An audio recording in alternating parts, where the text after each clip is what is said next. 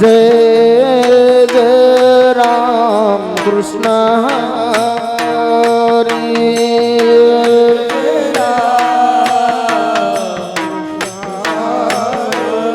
हरी जय जय राम कृष्ण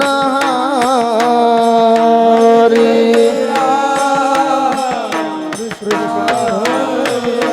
हरि जय जय राम कृष्ण हरि हरि जय जय राम कृष्ण हरि जय जय राम कृष्ण हरि जय जय राम कृष्ण हरि जय जय राम कृष्ण हरि हरि जय जय राम कृष्ण हरि जय जय राम कृष्ण हरि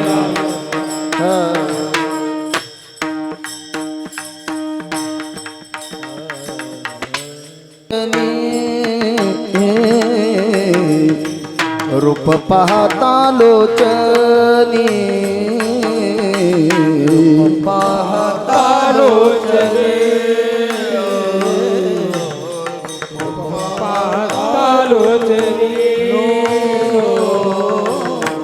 रूप पाहता लोचनी लोचनी रूप पाहता लोचनी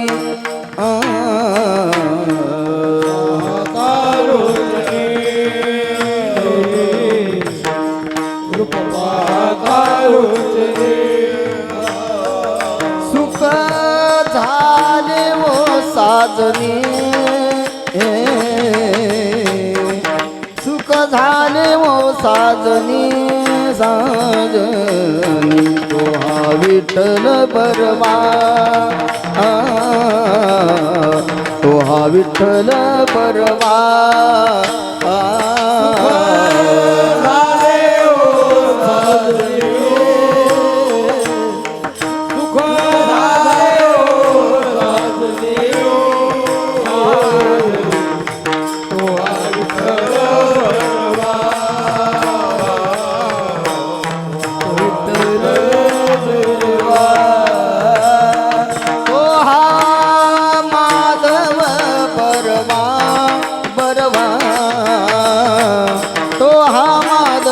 बरवा तो हा विठ्ठल बरवा बरवा तो हा विठ्ठल बरवा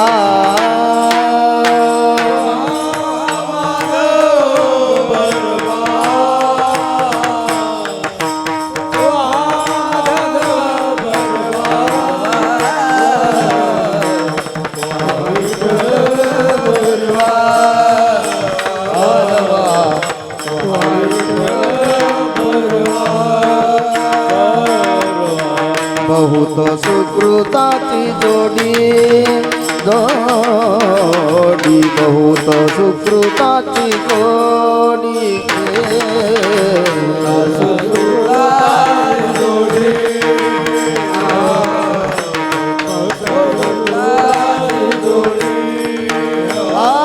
म्हणून विठ्ठली आवडी आवडी म्हणून विठ्ठली आवडी तो हा विठ्ठल बरवा बरवा तो हा विठ्ठल बरवा विठ्ठली आवडी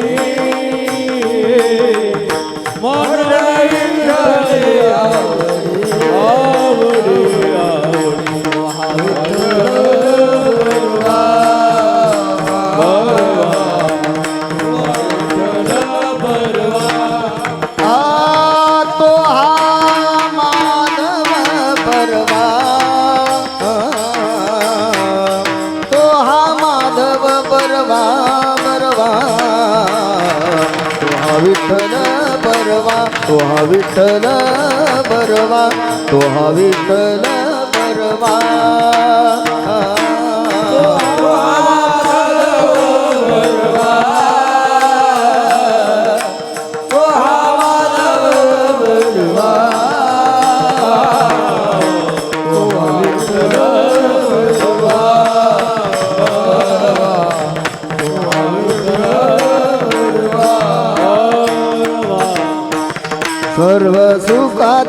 आगर सर्व सुखाचे आगर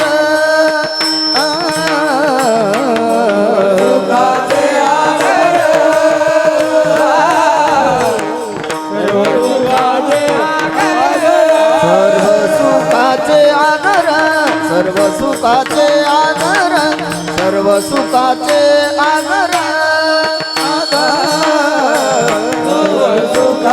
आगर सर्व सुखाचे आगर सर्व सुखाचे आगर बापर कुमा देवीवर बापर कुमा देवीवर तो हा विठ्ठल बरवा तो हा विठ्ठल बरवा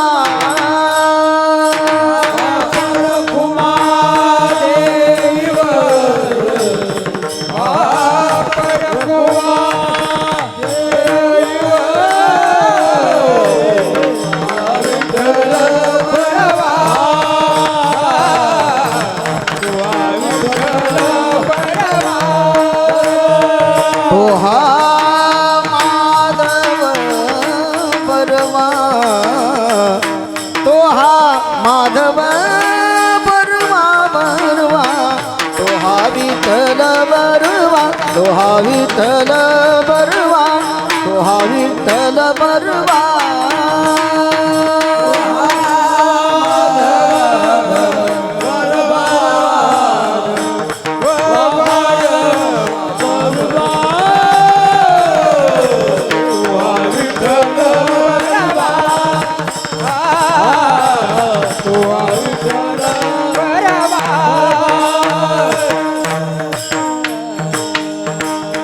उठो बार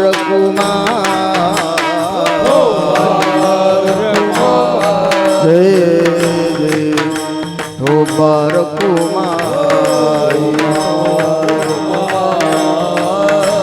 विठो बार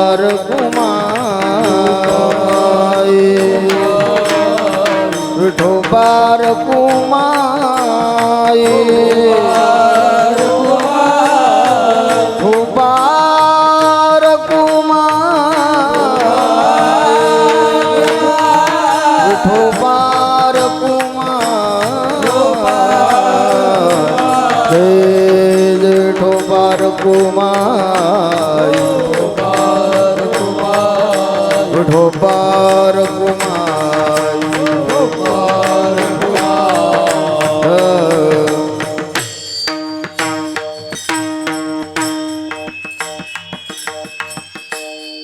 ते ध्यान उभे विटेवरी करकटावरी ठेवोनिया करकटावरी ध्यान उभे विटेवरी करकटावरी ठेवोनिया सुंदर ते ध्यान उभे विटेवरी करकटावरी ठेवोनिया करकटावरी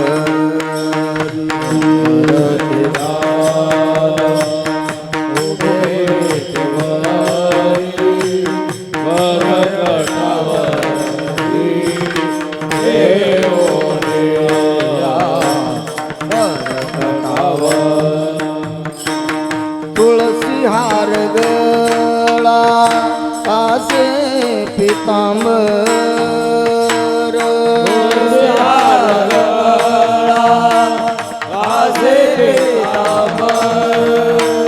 तुळसी हार गळा आसे पितांबर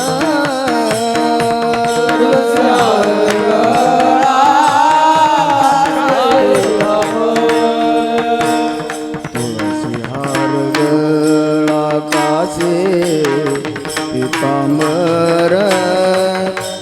आवडे निरंतर हेचे ध्यान आवडे निरंतर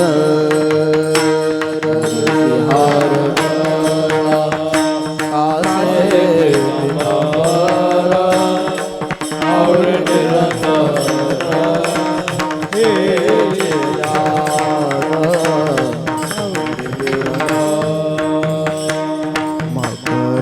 कुंडले तळपती श्रवणी कंठी कौस्तुभ मनी विराजित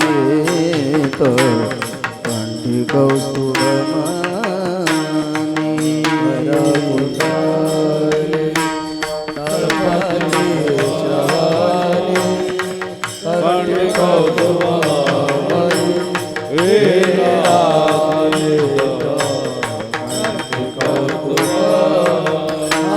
तुळसी हार गळा कासे पितांबर हार कासे पितांबर तुळसी हार गळा कासे पितांबर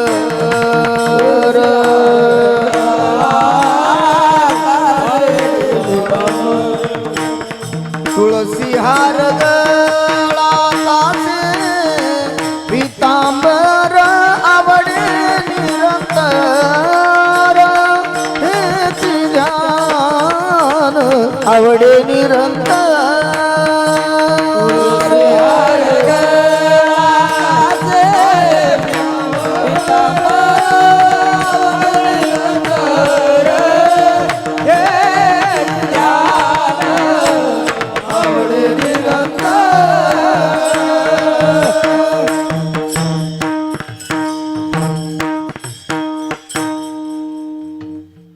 तुका म्हणे माझे हेची सर्व सुख तुका म्हणे माझे हेची सर्व सुख तुका हेची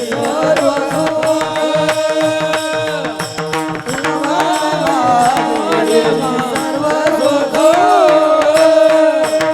तुका म्हणे माझे हेची सर्व सुख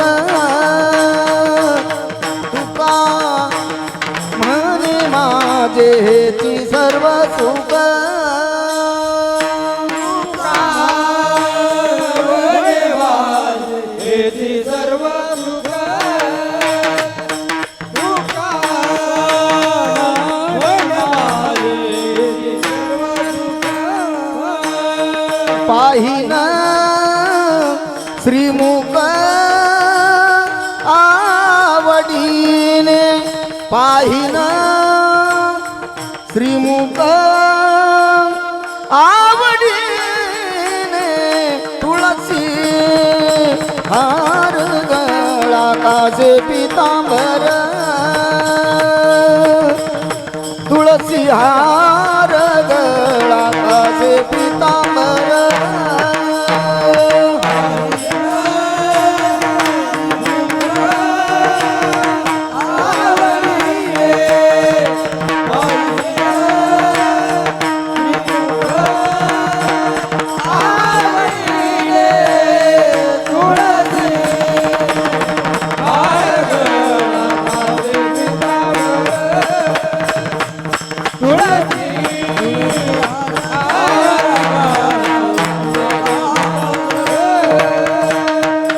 आवडे निरंतर हेची ध्यान तुळसी हार गळा कासे पितांबर तुळसी हार गळा कासे पितांबर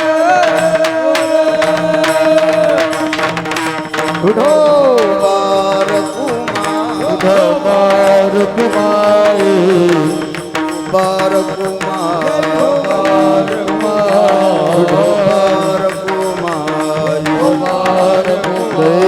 ढोबार कुमारी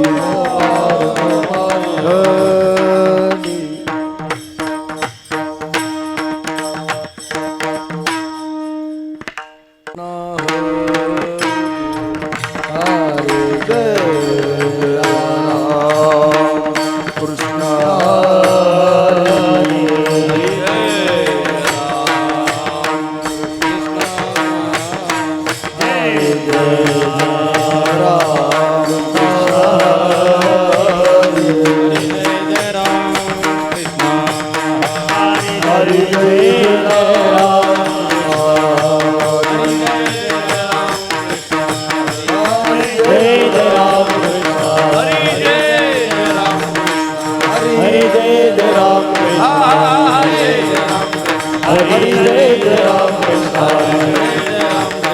जय जय राम कृष्ण हरे जय जय राम कृष्ण हरे जय जय राम कृष्ण जय जय राम कृष्ण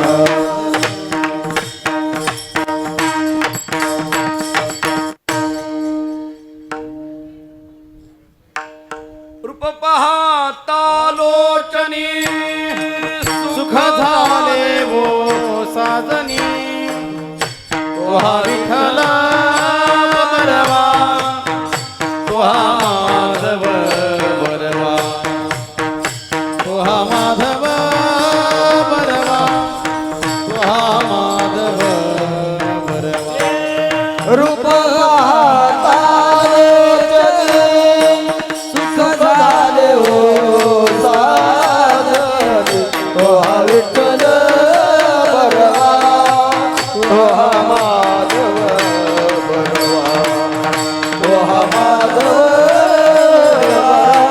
तोहा माधव बरवा बहुत सुकृताची जोडी म्हणून विठ्ठली आवडी तोहा विठ्ठल बरवा तोहा माधव बरवा तोहा माधव बरवा तोहा माधव बरवा बहुत सुरताची जोडी म्हणून विठ्ठली आवडी तोहा विठ्ठल बरवा तोहा माधव बरवा तोहा माधव बरवा तोहा माधव बरवा सर्व सुखाचे आधार बापा रखुमा देवी वर सर्व सुखाचे आधार देवीवर सर्व सुखाचे आधार बापा रखुमा देवी वर सर्व सुखाचे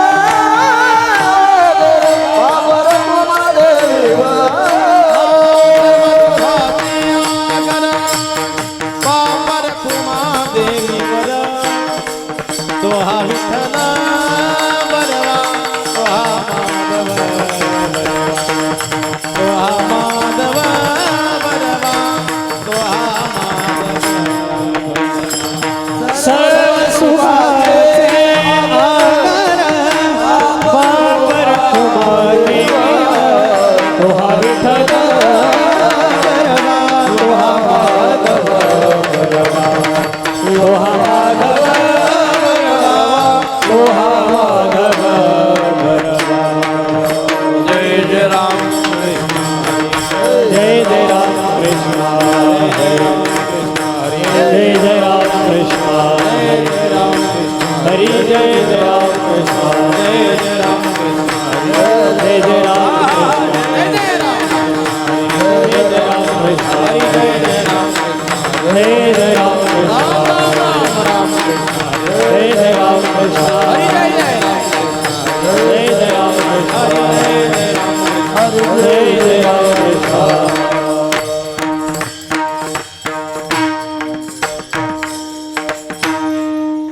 कीर्तन चांग कीर्तन चांग कीर्तन चांग कीर्तन चांग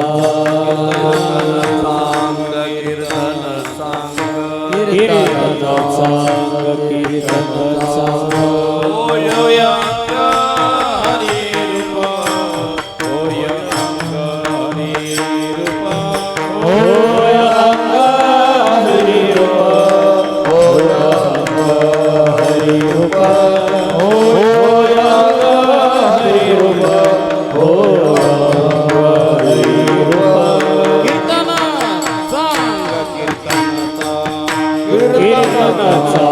कीर्तन चांग कीर्तन चांग कीर्तन चांग कीर्तन चांग कीर्तन चांग ओय अंग हरी रूप ओय अंग ओय अंग हरि रूप ओय अंग हरि रूप ओय अंग हरि रूप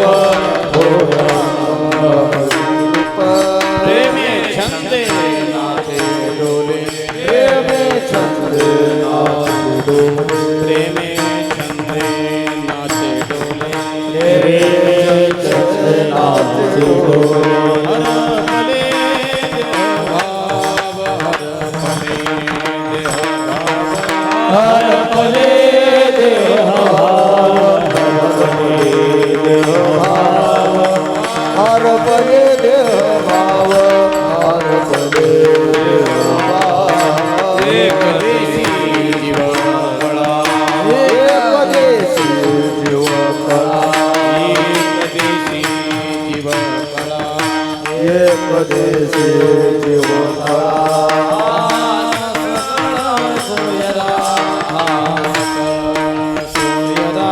हा सकळा सोयरा हा सकळा सोयरा हा सकळा सोयरा हा सकळा सोयरा चंद्रे नाचे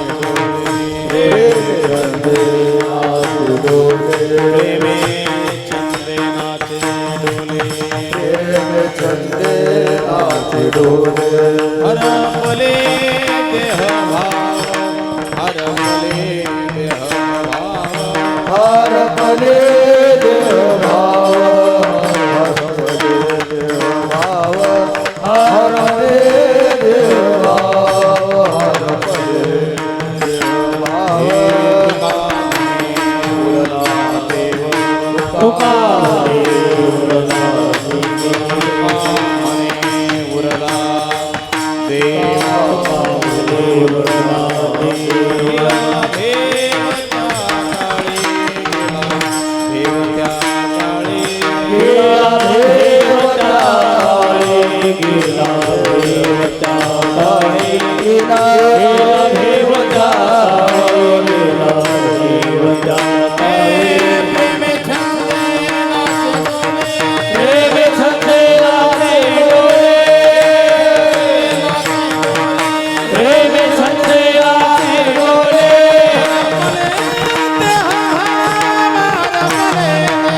हर पदे देह भाव हर पदे देह भाव हर पदे देह भाव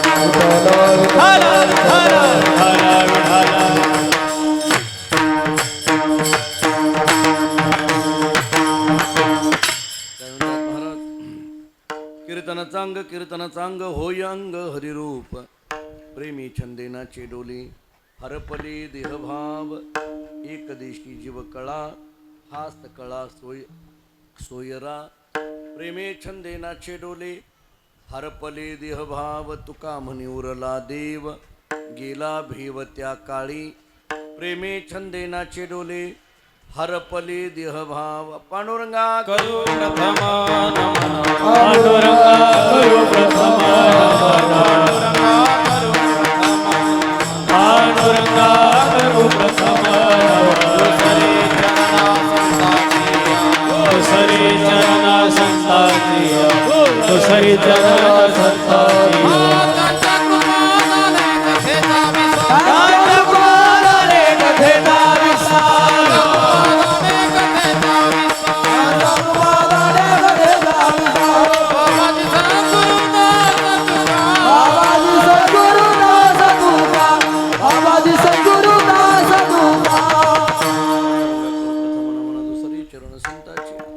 त्यांच्या कृपादाने कथेचा विस्तारू बाबाजी सद्गुरुदास मस्तक हे पायावरी या वारकरी संताची जेने पंढरी सारिखाची आपुला धामणगाव केला वैकुंठाधिपती श्री विठ्ठल सखा सोयरा जोडीला जो का भक्त विरक्त भूतळवटी विख्यात हा बोधला त्या श्री संत सद्गुरुमान कोजी चरणी साष्टांग मी घातीला विठाला विठाला विठाला विठाला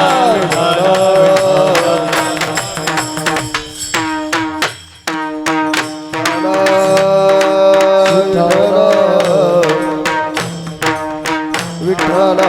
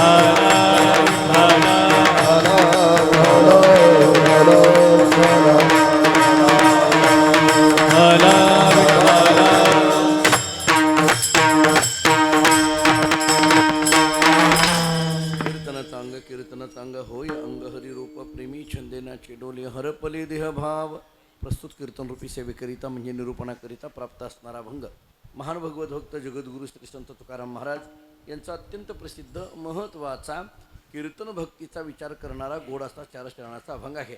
या अभंगातून जगद्गुरु श्री संत तुकाराम महाराज सांगतात कीर्तन चांगलं आहे अंग हरिरूप करून देणारं आहे.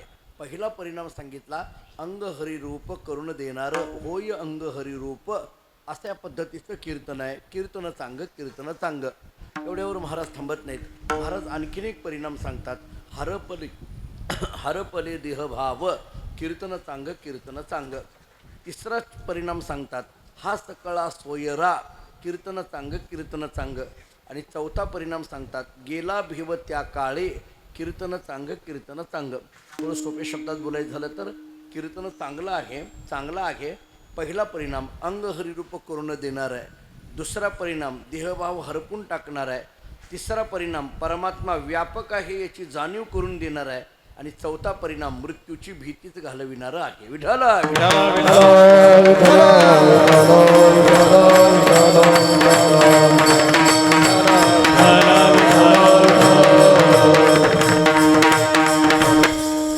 पवित्र भूमी असणाऱ्या या सादलापूर या नगरीमध्ये भगवंताच्या कृपेने साधू संतांच्या आशीर्वादाने हा उत्सव या ठिकाणी संपन्न होतो आहे. अखंड हरिनाम सप्ताह तथा ग्रंथराज ज्ञानेश्वरी पारायण सोहळा, श्रीमद भागवत कथा ज्ञानयज्ञ सोहळा या गावामध्ये प्रासादिक पद्धतीने हा उत्सव संपन्न होतो आहे. या गावातीलच एक अत्यंत परमार्थप्रेमी म्हणून ज्यांच्याकडे पाहिलं जातं ते आदरणीय श्री व्यंकटजी देवीदासराव कोडगिरे आणि त्यांचे चिरंजीव प्रमोदजी व्यंकटजी कोडगिरे या पितापुत्राच्या संयोजनातून आणि वारकरी संप्रदायामध्ये काम करणारी सर्वच या भागातली पूजनीय मंडळी, महाराज मंडळी या सर्वांच्या उपस्थितीमध्ये हा सोहळा या ठिकाणी संपन्न होतोय. विठ्ठल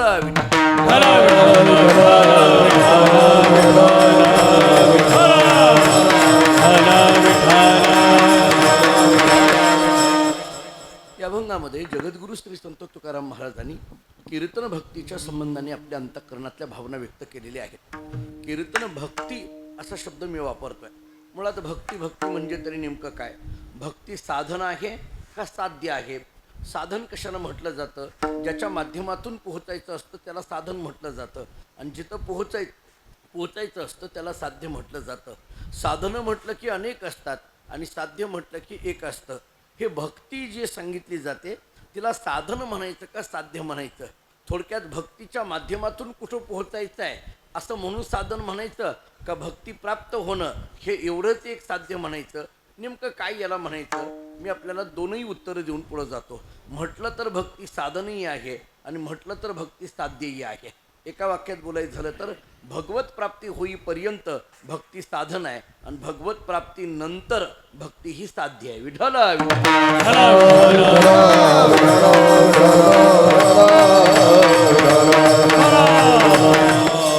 नारद भक्ती सूत्र नावाच्या ग्रंथामध्ये नारदांनी फलरूपत्वात अशा पद्धतीचं सूत्र भक्तीच्या संबंधाने दिलेलं आहे. अन्य साधनाचा आणि भक्ती साधनाचा विचार थोडासा विस्ताराने आपल्याला करता येण्यासारखा आहे. काय आहे? कर्म नावाचं साधन आहे, ज्ञान नावाचं साधन आहे आणि भक्ती नावाचं साधन आहे. या तिन्ही साधनाचा जरा बारकाईने विचार केला. ज्ञानेश्वरीमध्ये किंवा भगवद्गीतेमध्ये कर्माचाही विचार मांडलेला आहे, ज्ञानाचाही विचार मांडलेला आहे आणि भक्तीचाही विचार मांडलेला आहे. मुळात कर्म तरी कशाला म्हणायचं? सगळं कर्मशास्त्र जरी माझ्या अल्प वेळेमध्ये सांगता येणं शक्य नसलं तरी कर्मशास्त्राचे 2 नियम सांगून पुढे जातो. प्रत्येकाला कर्म करावं लागेल हा कर्मशास्त्राचा पहिला नियम आहे आणि केलेलं कर्म भोगावंच लागेल हा कर्मशास्त्राचा दुसरा नियम आहे. केले कर्म झाले त्याची भोगा आले, उपजले मेले ऐसे किती, ही नाथांची भाषा सगळ्यांच्या ऐकण्यातली आहे. प्रत्येकाला कर्म करावं लागेल आणि केलेलं कर्म भोगावंच लागेल. आता ऐका, कर्म नावाचा मार्ग आम्हाला नैष्कर्म्य सिद्धीपर्यंत घेऊन जातो. कारण आपल्याला असे अनेक अभंग दिसून येतात. अहो, सावता महाराजांचा अभंग स्पष्ट आहे. कांदा मुळा भाजी अवघी विटाबाई माझी. याचा अर्थ कर्मापासून परावृत्त व्हा असं कोणतेही संत आपल्याला सांगत नाहीत. थोडं पुढं बोलतो, भगवद्गीता नावाचा जो ग्रंथ आहे त्या भगवद्गीता नावाच्या ग्रंथाचं मूळ तत्वज्ञान जर ज्या भूमिकेवर आधारित आहे ती भूमिका म्हणजे कर्मयोगाची आहे. गीतेचं तत्वज्ञान ज्ञानयोगाचं आहे पण ती आधारित ज्या योगावर आहे तो योग मात्र कर्मयोगाचा आहे. मी आपल्याला 2 वाक्य सांगतो. भगवद्गीता ही 2च वाक्याचा विस्तार आहे. एक अर्जुनाच्या मुखातलं वाक्य आहे आणि एक भगवान श्रीकृष्णाच्या मुखातलं वाक्य आहे. अर्जुनाने म्हणावं मला युद्ध नावाचं कर्म करायचं नाही आणि भगवंतांनी म्हणावं तुला युद्ध नावाचं कर्म करावंच लागेल. मला वाटतं या 2 वाक्याचा विस्तार म्हणजे 700 श्लोकाची गीता आहे. विठ्ठल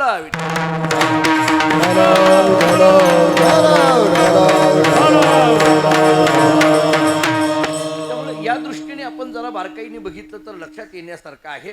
कर्म नावाचा मार्ग तसा पाहायला गेला तर अत्यंत सूक्ष्म आहे. ऐका आता थोडं पुढं. कर्म नावाचा मार्ग तसं पाहायला गेलं तर अत्यंत सूक्ष्म आहे.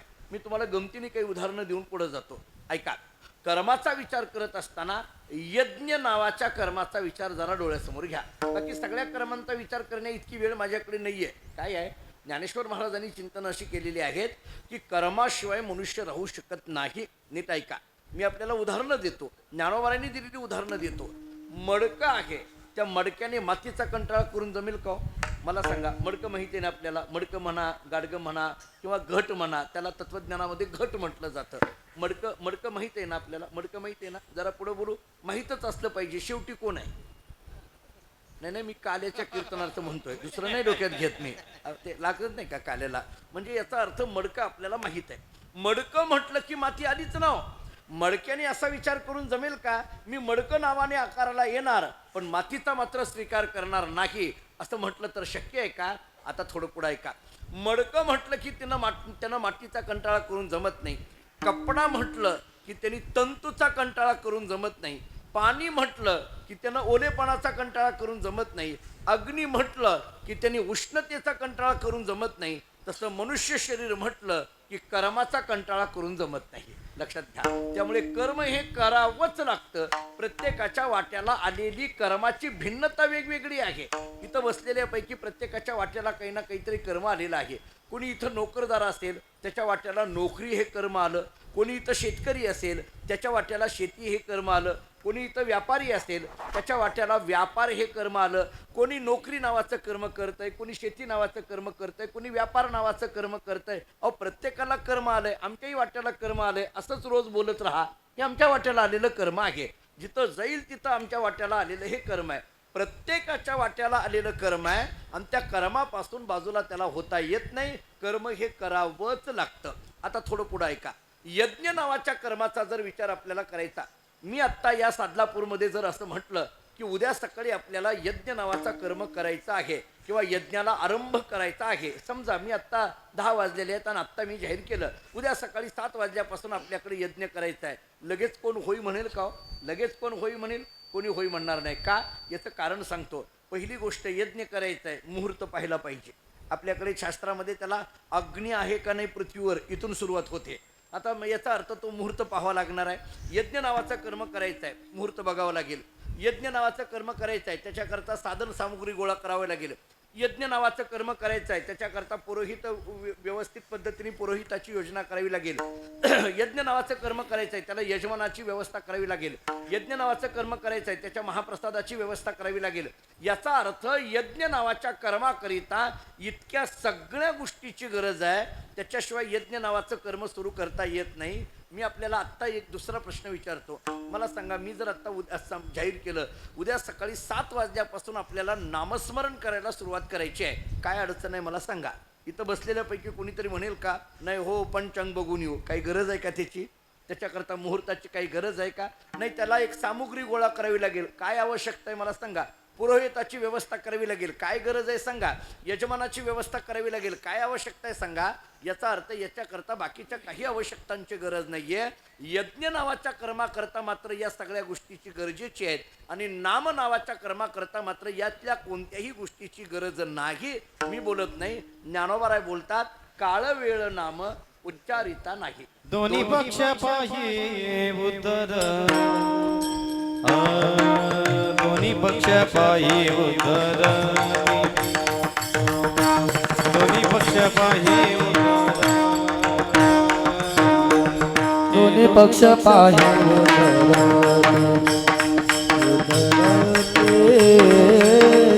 दोन्ही पक्ष पाहे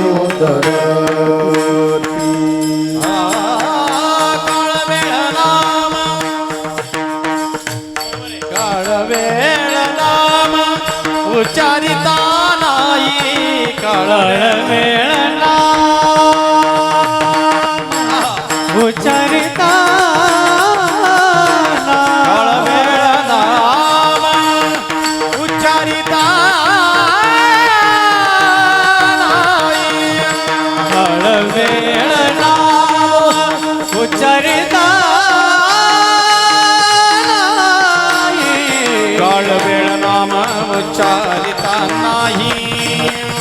दोन्ही पक्ष पाही उतरती, दोन्ही पक्ष पाही उद्धरती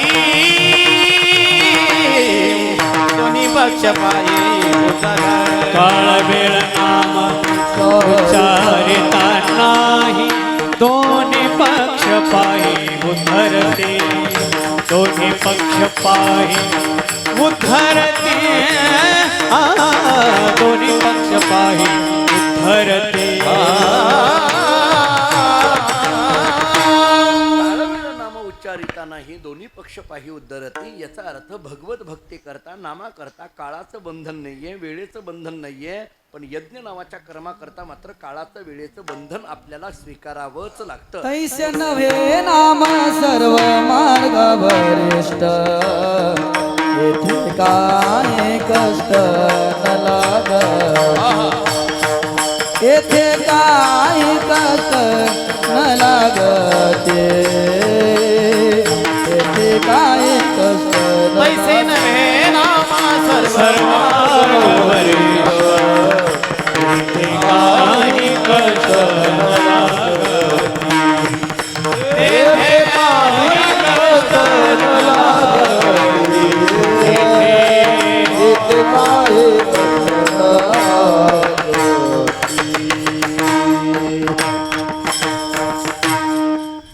तेथे काही कष्ट न लगती. याचा अर्थ नाम नावाच्या साधनामध्ये मात्र कोणत्याही कष्टाची आवश्यकता पडत नाही. बाकीच्या सगळ्या साधनामध्ये कष्ट आहेत, पण भक्ती नावाचं साधन मात्र अत्यंत सुलभ अशा पद्धतीचं आहे. असा एक विचार आपल्याला करता येण्यासारखा आहे. मी थोडंसं आणखीन पुढे बोलतो. काय आहे, कर्मामध्ये फार सूक्ष्मता आपल्याला सांभाळावी लागते. तितकी आपल्याला इकडं भक्तीमध्ये सूक्ष्मता सांभाळायची आवश्यकता पडत नाही. माझ्या कानावर काही संस्कार असे आहेत, मला फारशी त्यातली माहिती नाही. आपण त्यातली अत्यंत दर्दी माणसं आहात, आपल्याला माहीत असेल. पण यज्ञ नावाचं कर्म करत असताना उजवीकडे कुणी बसायचं आणि डावीकडे कुणी बसायचं इथून सुरुवात आहे म्हणे. बरोबर आहे की नाही? यज्ञ नावाचं कर्म करताना उजवीकडे कुणी बसायचं डावीकडे कुणी बसायचं एवढ्यावर नाही. ते मंत्र म्हणत असताना जी आहुती दिली जाते, ते तुपाची आहुती दिली जाते, ती आहुती टाकत असताना त्या मंत्रांचे जे स्वर आहेत ते दीर्घ आणि ऱ्हस्व अशा दोन पद्धतीचे असतात. तेव्हा ऱ्हस्व स्वर आल्यानंतर ती जी आहुती दिलेली पळी आहे ती उजव्या बाजूला घ्यायची का डाव्या बाजूला घ्यायची, आणि ते स्वर दीर्घ आल्यानंतर ती पळी उजव्या बाजूला घ्यायची का डाव्या बाजूला घ्यायची, याच्या दीर्घ आणि ऱ्हस्वतेवर ती पळी उजव्या का डाव्या हाताला घ्यायची, इतकी सूक्ष्मता यज्ञ नावाच्या कर्मामध्ये सांभाळली जाते. आता मी हे उगी ऐका. आता आपण टाळ वाजवताना आपला टाळ कुणीकडे जातो हे न सांगितलेलं बरं. नशिबाय आणखीन कोणाच्या डोक्यात जात नाही, एवढं फायदा आहे. पण इतकी सूक्ष्मता तुमच्या माझ्यासारख्या आसोनी संसारी जीवाला शक्य आहे का हो महाराज? पण बाकीच्या कर्मामध्ये मात्र त्या सूक्ष्मता सांभाळाव्या लागतात. याचा अर्थ कर्म नावाचं साधन हे अत्यंत सूक्ष्म पद्धतीने कष्टप्रद आहे, आणि त्या तुलनेने नाम नावाचं साधन अत्यंत सुलभ आहे. विठ्ठल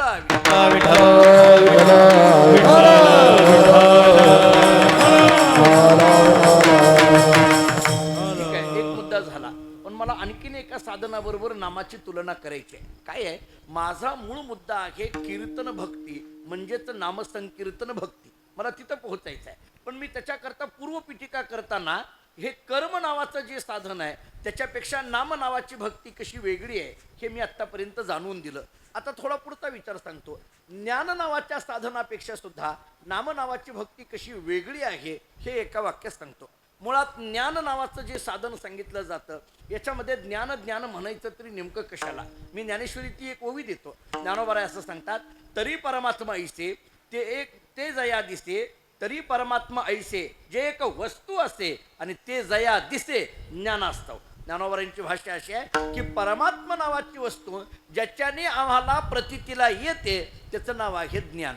समजा याला धरून आणखीन एक श्लोक सांगतो. योग वशिष्ठामध्ये वशिष्ठ ऋषींनी प्रभू रामचंद्रांना उपदेश करताना एक श्लोक फार छान दिलाय. वशिष्ठ सांगतात, रामा नीट ऐक, ज्ञानवान एव बलवान ज्ञानवान एव जीवती ज्ञानवान एव सुखवान तस्मात ज्ञानमयो भव. जरा बारीक ऐका. ज्ञानवान एव बलवान ज्ञानवान एव जीवती ज्ञानवान एव सुखवान तस्मात ज्ञानमयो भव. या श्लोकाचा अर्थ असा आहे, या जगामध्ये जर बल कशाचं असेल तर ते ज्ञानाचंच आहे. या जगामध्ये जर सुख कशाचं असेल तर ते ज्ञानाचंच आहे. आणि या जगामध्ये माणूस जीवन जगला असं कशावरनं ठरवलं जात असेल तर ते केवळ ज्ञानाचंच आहे. त्यामुळे तस्मात ज्ञानमयो भव याचा अर्थ या जगामध्ये किंमत जी दिली जाते ती केवळ आणि केवळ ज्ञानाला. विठ्ठल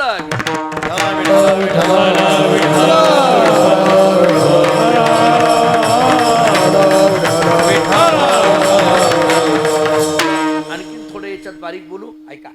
ज्ञानालाच किंमत आहे. तस्मात ज्ञानमयो भव. खरं तर ज्ञानालाच किंमत आहे. ते जुने कीर्तनकार सांगायचे.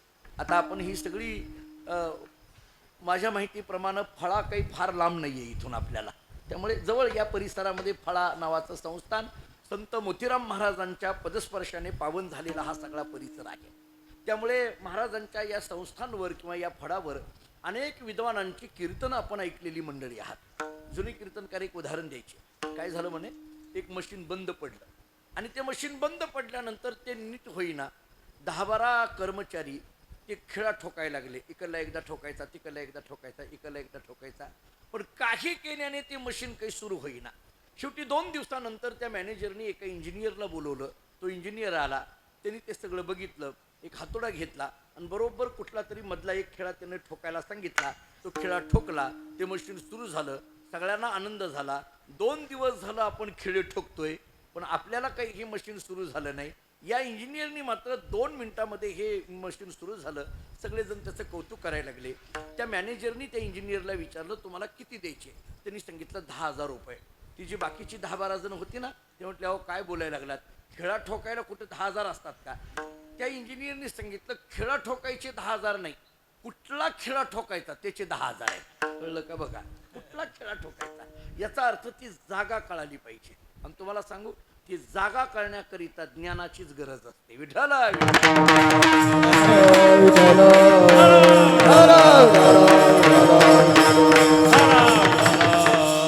तस्मात ज्ञानमयो भव. वशिष्ठ सांगतात रामचंद्र प्रभूंना, रामा ज्ञानीच हो. जरा थोडं पुढलं बोलतो, ऐका. खरं तर ज्ञानीच हो. समजा ज्ञानी नाही होता आलं, ऐका, समजा ज्ञानी नाही होता आलं, अज्ञानी असलेलं बरं, पण ज्ञान बंधू कधी होऊ नये. कळलं का? बघा, ज्ञानीच असावं.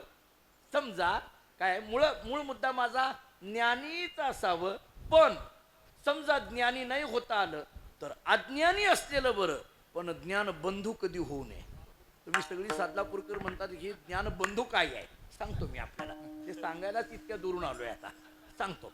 ज्ञानबंधू म्हणजे काय? ज्ञानी, अज्ञानी आणि ज्ञानबंधू याच्यातले एक एक अर्थ सांगतो. ज्यांच्याकडे ज्ञान आहे त्यांना ज्ञानी म्हणा, ज्यांच्याकडे ज्ञान नाही त्यांना अज्ञानी म्हणा. ज्ञानबंधू कुणाला म्हणायचं? ज्ञान नसतं पण ज्ञान असल्यासारखा आव आणतं, त्याचं नाव ज्ञानबंधू. कळलं का? बघा, आता कळलं का? हे ज्ञान अल्पविद्या परी गर्व शिरोमणी, अल्पविद्या परी गर्व शिरोमणी,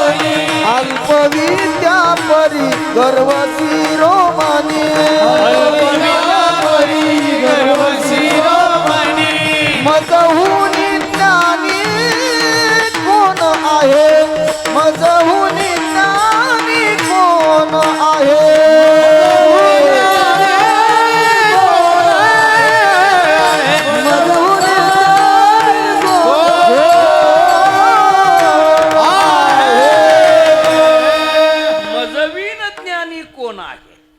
अल्पविद्या परी सर्व शिरोमणी.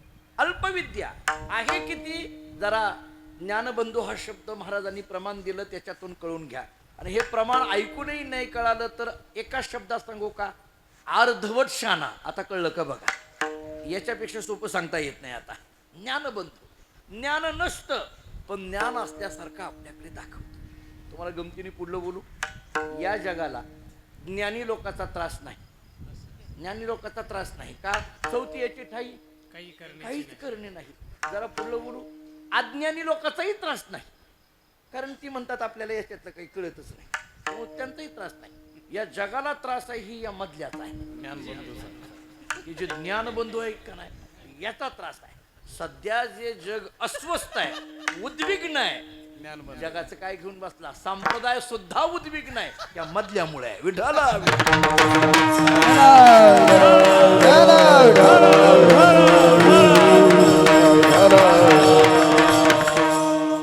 आणखीन एका वेगळ्या पद्धतीने हा ज्ञानबंधू सांगतो.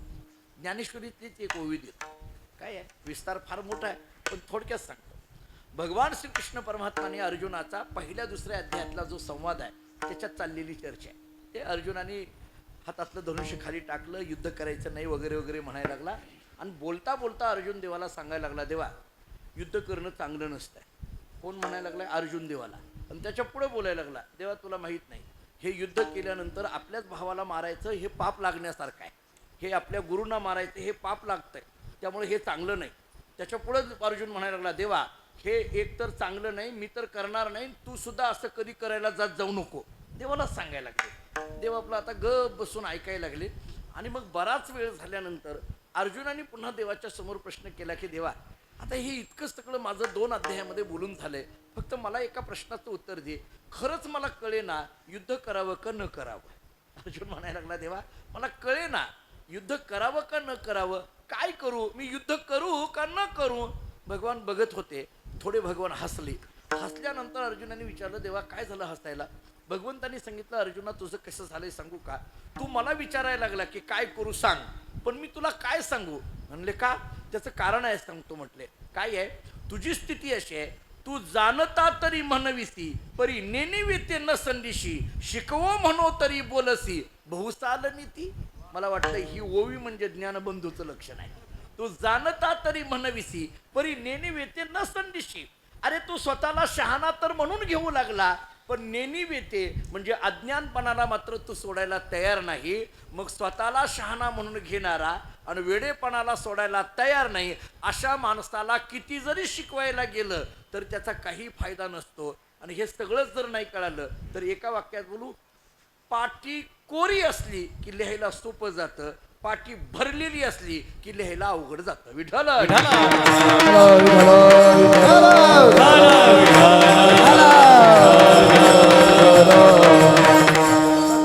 कोरी पाटी असली की शिकवायला सोपं जातं.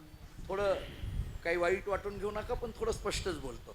काही नाही, एखादा जर आला का नाही, महाराज या अभंगातलं मला काही कळत नाही, काही करून मला अभंग सांगा, अशा माणसाला अभंग सांगायचं सोपं जाते. बघा कळलं का, अशा माणसाला त्या अभंगाचा अर्थ सांगायचं सोपं जातं. पण जी परीक्षा घेण्याच्या दृष्टीने आले असते की नाही आमच्याकडं, तशा माणसाला समजावून सांगणं फार कठीण जातं. का, कारण ती अभंग 4 लोकांकडे ऐकून आलेला असते आणि मग त्याच्या डोक्यात झालेला जो बुद्धिभेद आहे तो बुद्धिभेद काढता काढता वक्त्याची नाकी निघून जाते. आणि त्याच्यामुळे नेमकं तत्वज्ञान या अभंगातलं काय आहे हे त्याच्या अंतःकरणामध्ये प्रवेश करण्याकरता फार कठीण होऊन जातं. म्हणून मी सोप्या शब्दात तुम्हाला बोललो होतो, कोरी पाटी असली की लिहायला सोपं जातं आणि भरलेली पाटी असली की लिहायला अवघड जातं. ही भरलेली पाटी याचं नाव ज्ञानबंधू. विठ्ठल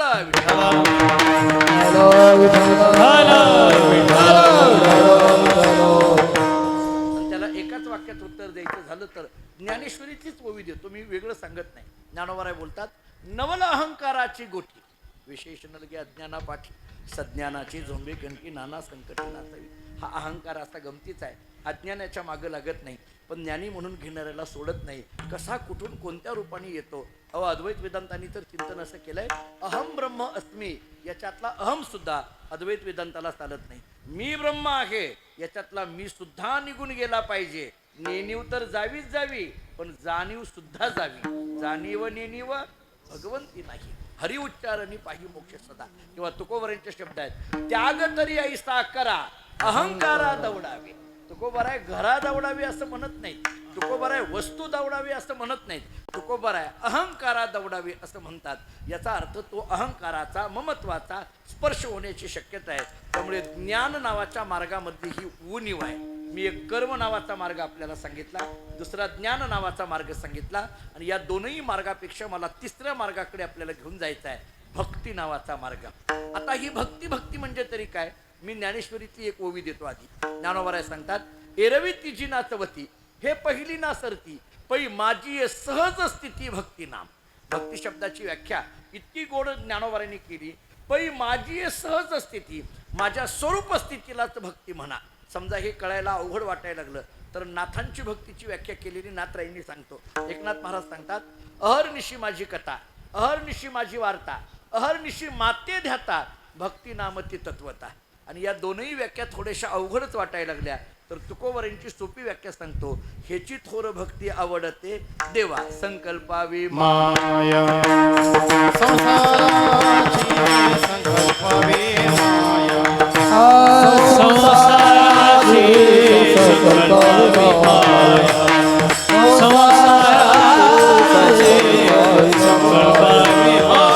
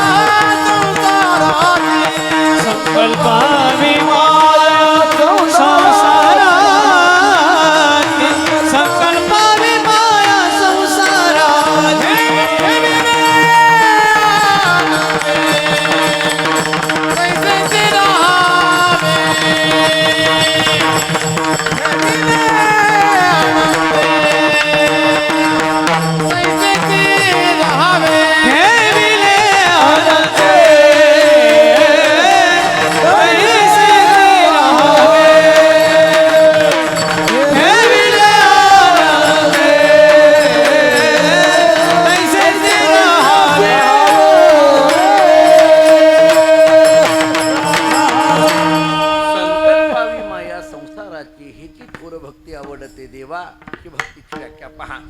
या तीनही भक्तीच्या व्याख्या मी आपल्याला सांगितल्या. यापेक्षा एक नारद भक्तिसूत्र नावाच्या ग्रंथातली व्याख्या सांगतो. देवर्षी नारदांनी भक्तिसूत्रामध्ये चिंतन करताना असं सांगितलंय, कथादिषु इति गर्गाहा, कथेमध्ये प्रेम असणं याला भक्ती म्हणा. आता तुमच्या माझ्यासारख्याच्या मनामध्ये प्रश्न निर्माण होतो, कथेमध्ये प्रेम असणं याला भक्ती म्हणा. अहो पण कथाच म्हणायचं नेमकं कशाला? कथा त्रिवेणी संगम, देवभक्ता आणि नाम, तेथीचे उत्तम चरण रज वंदिता.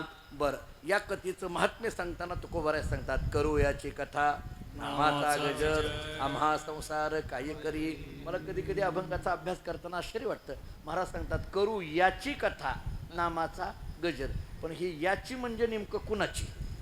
करू याची, पण याची म्हणजे कुणाची? मी आमच्या गुरुजींकडे, गुरुरे भोमकडे पाठशाळेमध्ये असताना आमच्या गुरुजींना एकदा विचारलं, तुकाराम महाराज सांगतात करू याची कथा नामाचा गजर, पण हे याची म्हणजे कोणाची?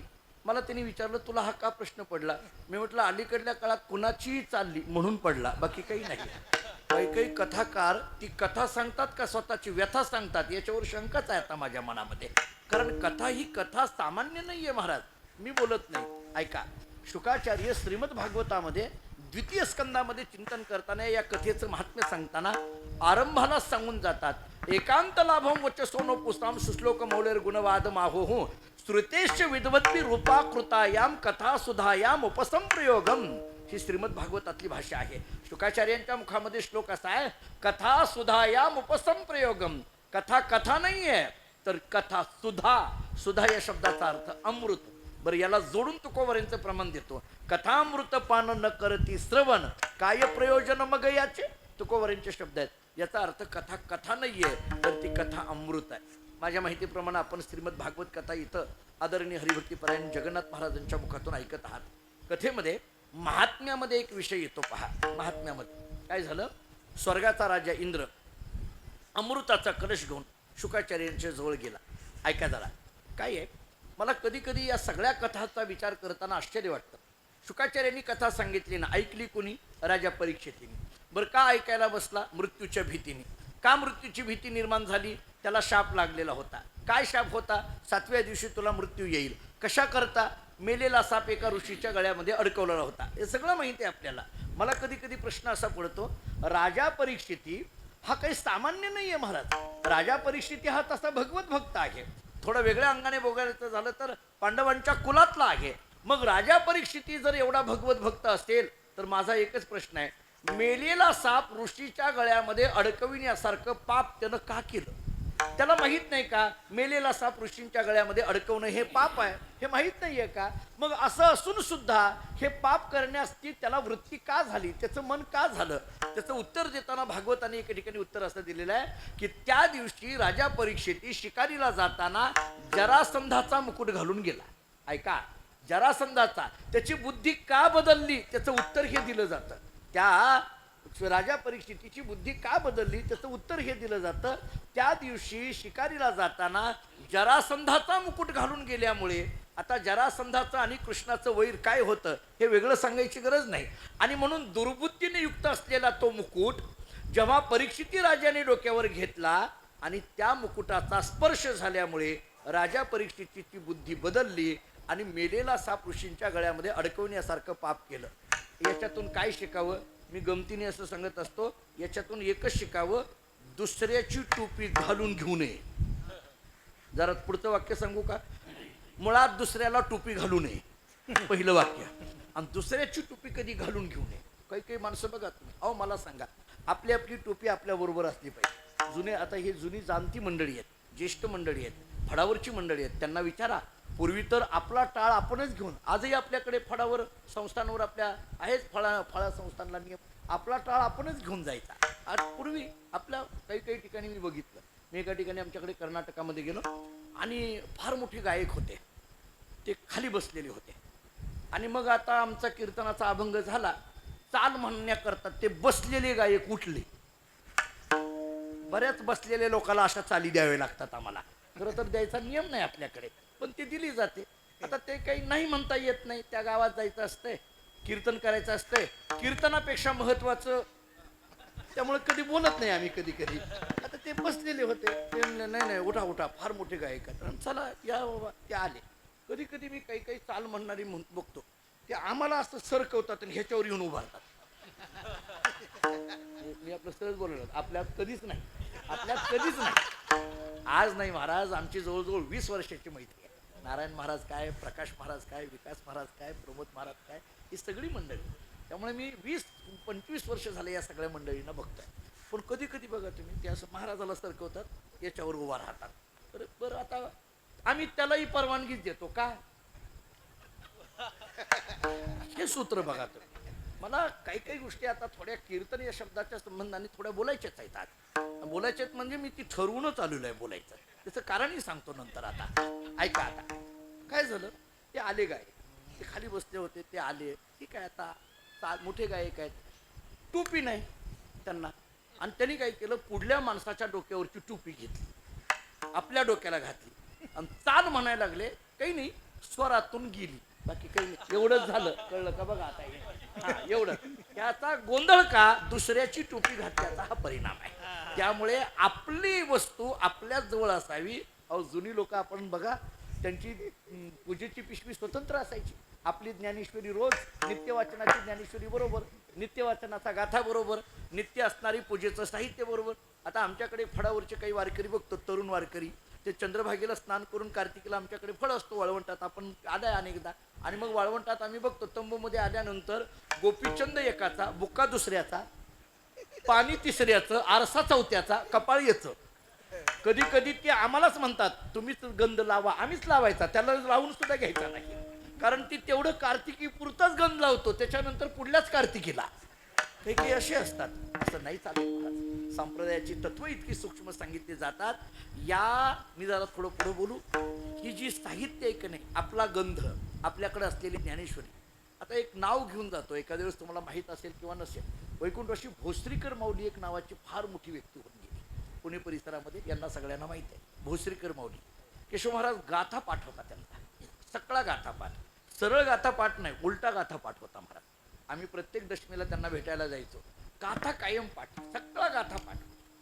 तरी ते गाथा घेऊन बसलेले असायचे, कधीही गेले की गाथा उघडून बसलेले असायचे. मी एकदा त्यांना विचारलं, तुमचा गाथा पाठ आहे, तरी रोज गाथा वाचताय, आमचे फक्त कीर्तनाचेच अभंग पाठ आहेत, तरी आमची गाथ्याची गाठ नाही, असं का?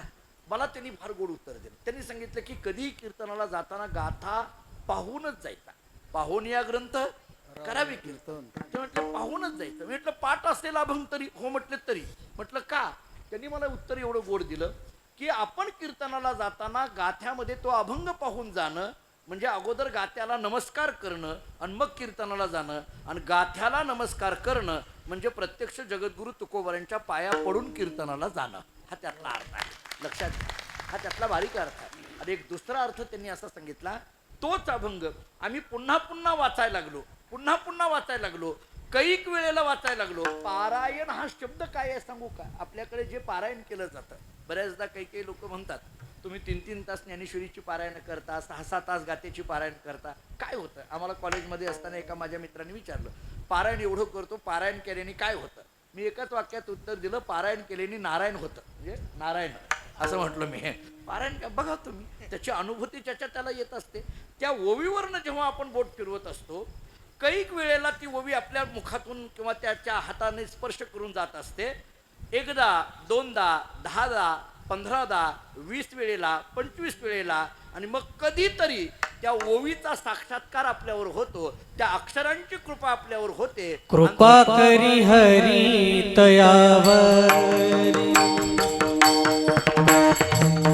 कृपा करी हरी तयावरी, कृपा करी हरी तयावरी, कृपा करी हरी तयावरी. भाव धरोनिया,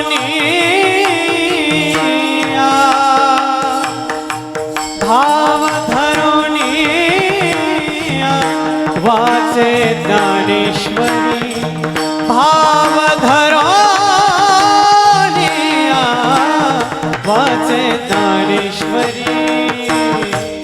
कृपा करी हरी तयावरी, तयावरी, कृपा करी हरी तयावरी. भाव धरोनिया वाचे ज्ञानेश्वरी, भाव धरोनिया वाचे ज्ञानेश्वरी. कृपा करी हरी तयावरी, कृपा करी हरी दयावरी.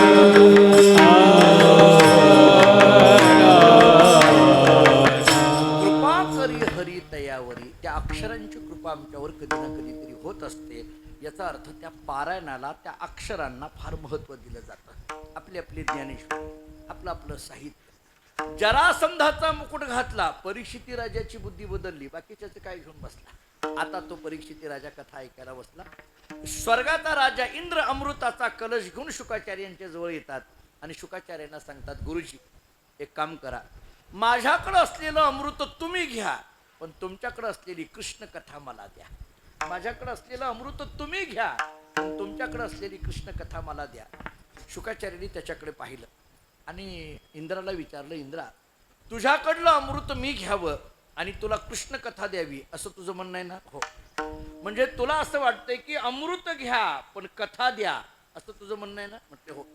नीट ऐक म्हटले, काय झालं एक उदाहरण देतो तुला. तो म्हटला बोला. काही नाही, एक मनुष्य रस्त्याने चालला. इंद्राने सांगितलं बरं. रस्त्याने जात असताना त्याला रस्त्यावर एक काच पडलेली त्यांनी पाहिली. तो म्हटला बरं. ती काच त्यांनी उचलली. इंद्र म्हटला बरं. ज्याच्याकडे रत्न आहे अशा माणसाकडे गेला. तो म्हटला बरं.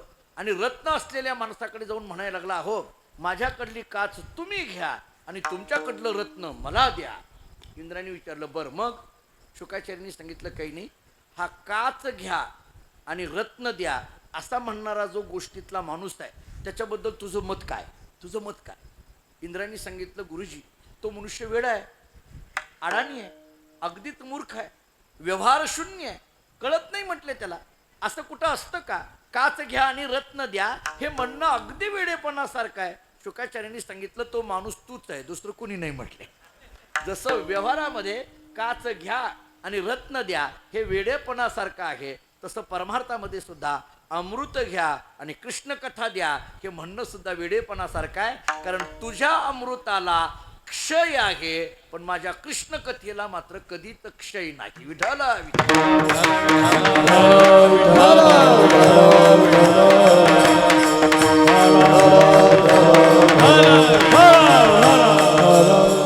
याचा अर्थ ही कथा आहे आणि या कथेमध्ये प्रेम असणं याला भक्ती म्हणा, असाही एक भक्ती शब्दाचा विचार केला जातो. ही कथा कलियुगामध्ये कीर्तनाच्या माध्यमातून प्रगट झाली आणि मग कलौतद हरी कीर्तनात कलियुगा माझी करावी कीर्तन तेने नारायण देईल भेटी. कलियुगामध्ये कीर्तन हे एक असं साधन आहे की तेने नारायण देईल भेटी. एका वाक्यामध्ये बोलतो, इतर साधनं आपल्याला देवाकडे घेऊन जातात, पण कीर्तन नावाचं साधन देवालाच आपल्याकडे घेऊन येतात. लक्षात घ्या, इतर साधनाने आम्हाला तिथपर्यंत जावं लागेल, पण कीर्तनाने देव स्वतःहून धावे चाले मागे मागे. सुखे येतो घरा नारायण, द्वारकेचा राणा पांडवा घरी. या सगळ्या प्रमाणावरून आपल्या लक्षात येतं की स्वतःहून तो येतो. आणि मग असं कलयुगामध्ये या कीर्तनाचं महात्म्य जेव्हा जगद्गुरु तुकोबाराय ही व्यक्त करायला लागले, एक मनुष्य तुकोबारायांच्या जवळ गेला आणि तुकाराम महाराजांना म्हणायला लागला, महाराज, कर्म नावाचं साधन, ज्ञान नावाचं साधन, भक्ती नावाचं साधन, या 3 साधनामध्ये भक्ती नावाचं साधन तुम्ही श्रेष्ठ सांगता आणि त्याच्यातही कीर्तन नावाची भक्ती देवाला आपल्याकडे आकृष्ट करते असं म्हणता. पण आम्हाला असा प्रश्न पडतोय की नेमकं हे कीर्तन म्हणजे तरी काय? या कीर्तनाचा नेमकं खरा अर्थ तरी नेमकं काय? हे कीर्तन असतं तरी नेमकं कसं? या कीर्तनाचे प्रकार तरी नेमकं काय आहेत? नव्हे नव्हे या कीर्तनाचा आमच्या जीवनावर परिणाम तरी काय होणार आहे? मला वाटतं या सगळ्या प्रश्नाची उत्तर तुकाराम महाराजांनी दिली. त्याच्यात त्या पहिल्या प्रश्नाचं उत्तर अभंगाच्या पहिल्या कीर्तनाचा कीर्तनाचा कीर्तनाचा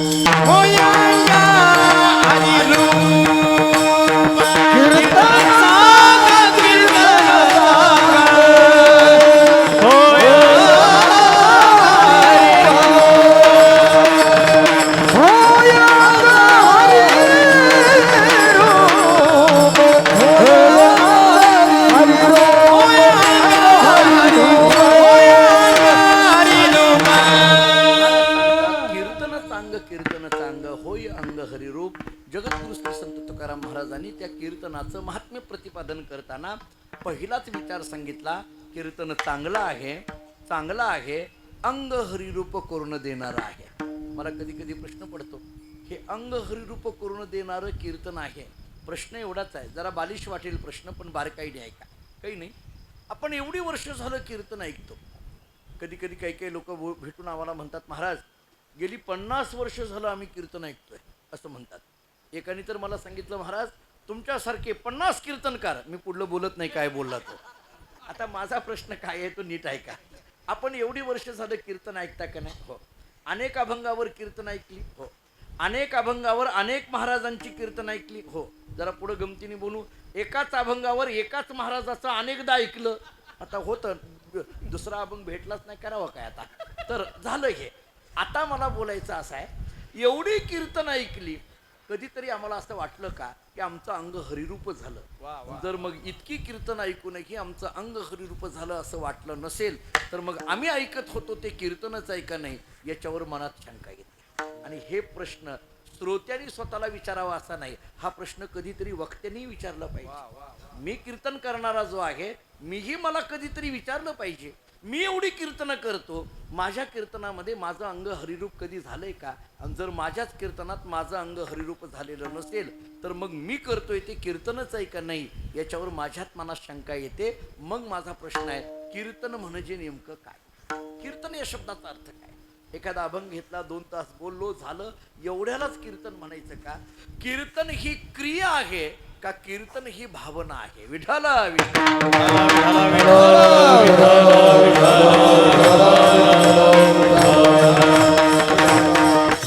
मी आपल्याला थोडासा त्याच्या पुढचा विचार सांगतो. मी जो तो आणखीन थोडा सांगतो. काय आहे? महाराजांचे शब्द आहेत, करावे कीर्तन मुखी गावे हरीचे. त्याच्याशिवाय मी दुसरं कशाला कीर्तन म्हणायला तयार. 3 प्रकार सांगितले, नामसंकीर्तन, गुणसंकीर्तन, लीला संकीर्तन. याच्यात नामसंकीर्तन याचा अर्थ आहे अखंड नामचिंतन. नारद भक्ती सूत्रामध्ये नारदांनी असं सांगितलंय, अव्यावृत भजनात किंवा पांडुरंग ध्यानी, पांडुरंग मनी, जागृती स्वप्नी, पांडुरंग दिनरजनी हाची धंदा, गोविंदाची पोवाडी, अखंड नामचिंतन चालणं याला नामसंकीर्तन म्हटलं जातं. महाभारतामध्ये एक श्लोक प्रसंग फार गोड आहे. भगवान श्रीकृष्ण परमात्मा द्वारकेचे राजे राजसिंहासनावर असे बसलेले होते आणि राजसिंहासनावर बसलेले, दुपारची वेळ होती आणि तेवढ्यामध्ये रुक्मिणी माता भगवंताकडे आल्याने विचारलं, प्रभू आज निवांत आहात का? म्हटले हो निवांत आहे. काही नाही, मग एक छोटेखानी सगळ्या महिला एकत्रित करून एक छोटेखानी मला कार्यक्रम करायचा आहे, तुमच्या उपस्थितीमध्ये करायचा आहे, मी सायंकाळच्या वेळेला नियोजन करू का? भगवंतांनी सांगितलं काही हरकत नाही, करा. मग मी तयारीला लागू? हो लागा. निघालेल्या रुक्मिणी माता पुढे गेलेल्या, पुन्हा माघारी आल्या आणि पुन्हा विचारलं, प्रभू नक्की याल ना? हो नक्की येतो. तरी विचारलं, तुमच्या तुम्ही येता का बोलवायला पाठवू? देवाने विचारलं, इथून उठायचं आणि पलीकडे जायचं, काय बोलवायची गरज आहे? ते म्हणते तसं नाही, चोपदार आल्याशिवाय यायचं नाही, सवय लागली तुम्हाला म्हणून विचारलं, बाकी काही नाही, तुमच्या तुम्ही याल? हो नक्की येतं. झालं. रुक्मिणी माता त्या तयारीला लागल्या, सगळ्या महिला गोळा केल्या. काय त्यांचं ते चाललेलं होतं, सायंकाळी 5 वाजता देव येतो म्हटलेले होते. सायंकाळच्या वेळेला वाट बघत बघतात त्यांची तयारी चाललेली होती. दुपारची वेळ होती. भगवान असे शांतपणे बसलेले होते आणि तेवढ्यामध्ये अर्जुन देवाला भेटण्याकरता द्वारकेमध्ये आले. आता अर्जुन आलेला बघितल्याबरोबर देवाचं आणि अर्जुनाचं नातं काय? मी ज्ञानेश्वरीतली एकच ओवी देतो. ज्ञानोबा सांगतात, अर्जुना तू प्रेमाचा पुतळा, भक्तीचा जिवाळा, मैत्रीची चितकळा धनुर्धरा. इतकं गोड वर्णन अर्जुनाचं दुसरं कुणाला जमलं नाही महाराज. मैत्रीची चितकळा. आणि मग अर्जुनानं बघितल्याबरोबर देव उठतात, धावत जातात, कडकडून मिठी मारतात आणि देव सांगतात, अर्जुना फार दिवसानंतर तू आला, मला तुझ्याशी बोलायचं आहे. अर्जुनाने सांगितलं, देवा मलाही तुमच्याशी बोलायचं आहे. म्हटले मग चल बसूया बोलूया. तर तेव्हा अर्जुनाने सांगितलं, देवा मी जरा प्रवास करून आलोय, थकलोय, मला जरा झोपायला जागा द्या, थोडं झोपून झाल्यानंतर, विश्रांती झाल्यानंतर बोलतो. कुठं झोपू? देवाने सांगितलं झोप इथं. अर्जुनाने सांगितलं, देवा इथं कसं काय झोपू? भगवान म्हटले, इथं येऊन झोपलं तरी चालतंय. तुम्हाला नाही म्हणत मी झोपू नका तुम्ही, हे मी महाभारतातलं सांगतोय. तुम्ही बसल्या बसल्या चालू आहे तुमचा कार्यक्रम, मला लक्षात आलंय. इथं येऊन झोपलं तरी चालतंय. हो असं म्हटल्याबरोबर अर्जुन असा पडला आणि पडल्या पडल्या त्याला झोप लागली. झोपी गेलेला अर्जुन बघितल्याबरोबर देवाने विचार केला, जावं तो रुक्मिणीचा काय कार्यक्रम आहे तेवढा उरकून यावा, म्हणून असं उठून निघणार. पुढं ऐका, अर्जुनातल्या झोपेमध्ये रोमातून कृष्ण कृष्ण भजन बाहेर पडत होतं. आणि हे ऐकल्याबरोबर पुढे गेलेले देव असे सिंहासनावर बसले, शांतपणे ते भजन ऐकण्यामध्ये तल्लीन झाले. 5 वाजून गेल्या, वेळ टळून गेली, आणखीन देव येत नाही आहेत. रुक्मिणी मातेच्या लक्षात आलं, निघताना कुणीतरी आलंय आणि हे बोलत बसलेले आहेत, कोणाला तरी बोलवायला पाठवावं. नारदा इकडे या.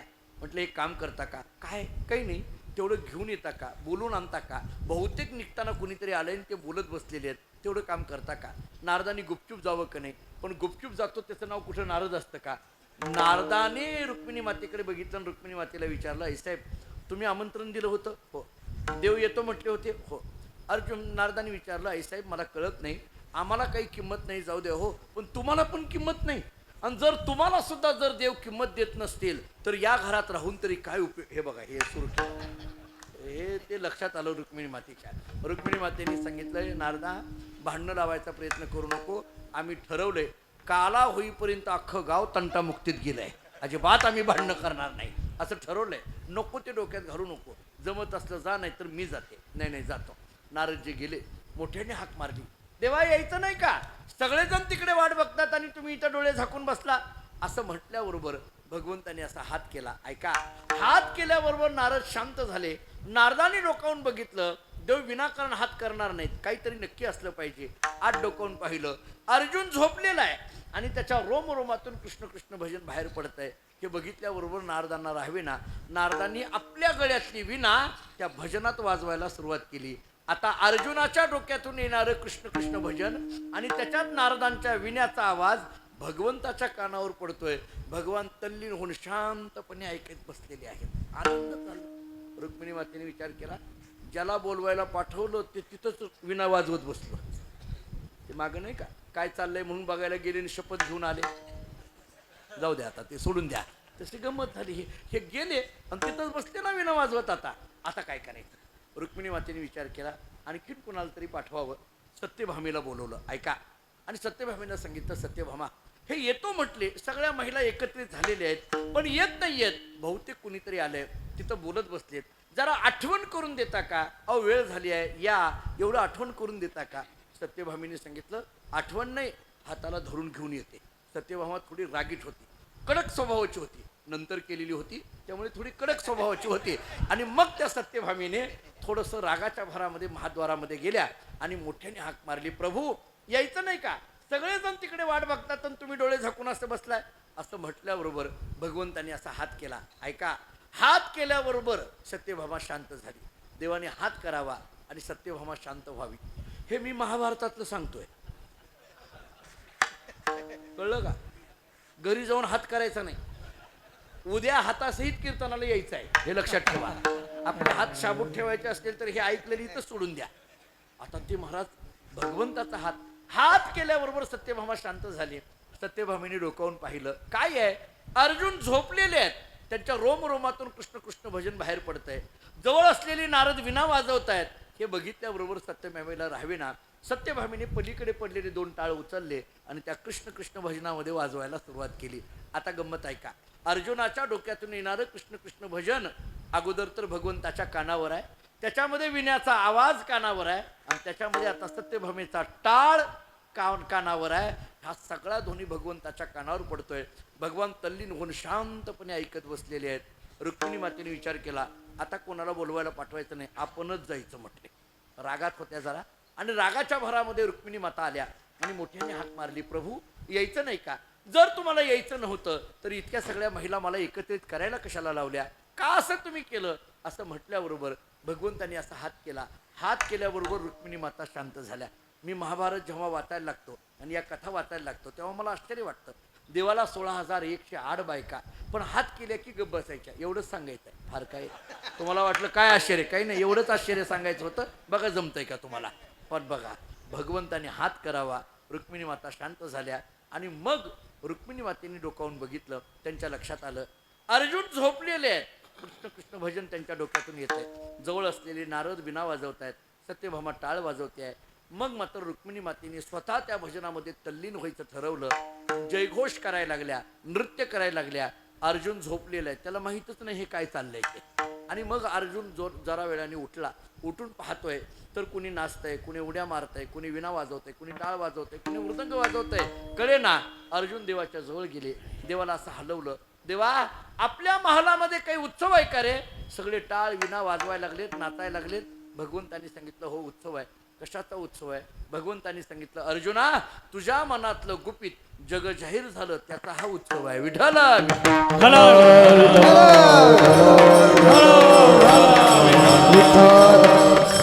याला नामसंकीर्तन म्हणा. दुसरा प्रकार गुणसंकीर्तन. ऐका यशस्वी औदार्य, ज्ञान वैराग्य ऐश्वर्य हे 6 गुणवर्य वसते जेत.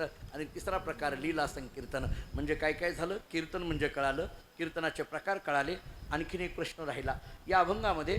कीर्तन चांग, कीर्तन चांग असं म्हटलंय. मला सांगा, एकदा चांग म्हटलं असतं तर कळलं असतं ना. हे 2 वेळेस चांग म्हणायची काय गरज आहे? चांग या शब्दाचा अर्थ चांगलं. 2 वेळेस का म्हणायची गरज आहे? मला एक 2-3 कारणं द्यायची आहेत. जरा बारीक ऐका. कीर्तनामध्ये ज्ञान मिळतं म्हणून कीर्तन चांगलं, आणि कीर्तनामध्ये भक्ती मिळते म्हणून कीर्तन चांगलं. ऐका, ज्ञान आणि भक्ती ही 2 महत्वाची तत्व आहेत. थोडं तत्वज्ञानाचं एक वाक्य सांगतो. ज्ञानाला सोडून भक्ती नाही आणि भक्तीला सोडून ज्ञान नाही. आमचे गुरुजी म्हणायचे, गुरुरे भाऊ म्हणायचे, भक्तीला सोडून असलेलं ज्ञान अहंकार निर्माण करतं आणि ज्ञानाला सोडून असलेली भक्ती भेद निर्माण करते. लक्षात घ्या, भक्तीने भेद निर्माण होऊ द्यायचा नसेल तर त्या भक्तीला ज्ञानाचं अधिष्ठान पाहिजे, आणि ज्ञानाने अहंकार निर्माण होऊ द्यायचा नसेल तर त्या ज्ञानाला भक्तीची साथ पाहिजे. विठ्ठल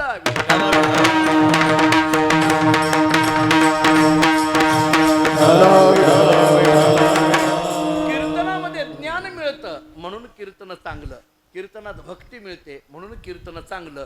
कीर्तन चांग, कीर्तन चांग. हे नाही पटलं, दुसरं सांगतो.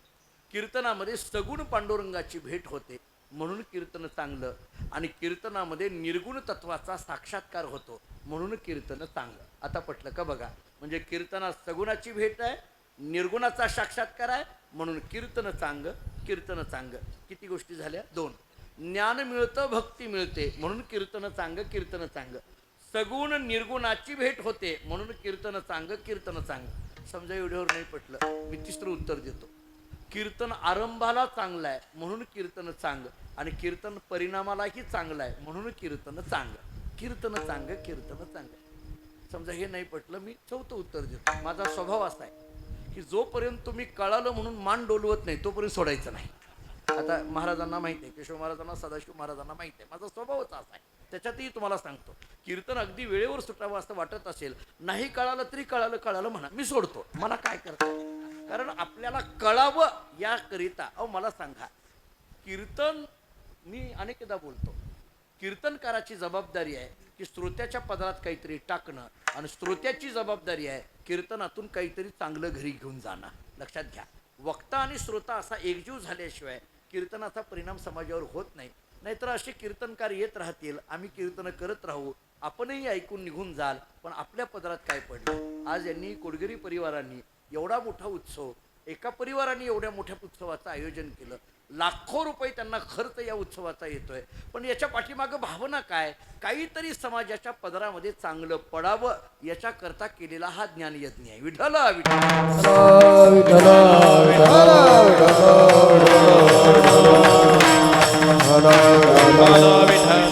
मी आपल्याला सांगतोय, कीर्तन चांग, कीर्तन चांग.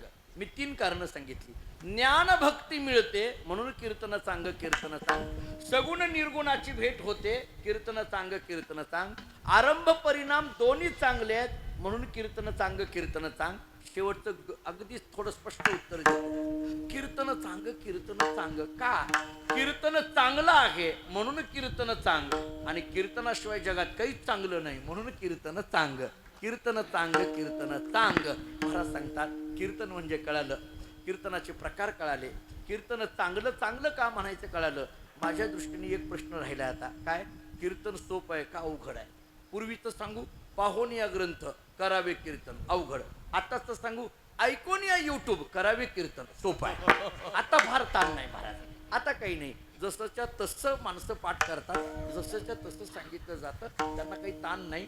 पूर्वी मात्र ज्ञानेश्वरीची एक ओवी असायची, त्याला गाथ्यातलं एक प्रमाण असायचं, त्याला नाद भागवतातली एक ओवी असायची, त्याला रामायणाचा एखादा दाखला असायचा, त्याला तत्वज्ञानाची एखादी प्रक्रिया असायची आणि एक मुद्दा इतक्या सगळ्या गोष्टींनी परिपूर्ण असायचा, त्यामुळे तो श्रोत्यांच्या हृदयाचा ठाव घ्यायचा. विठ्ठल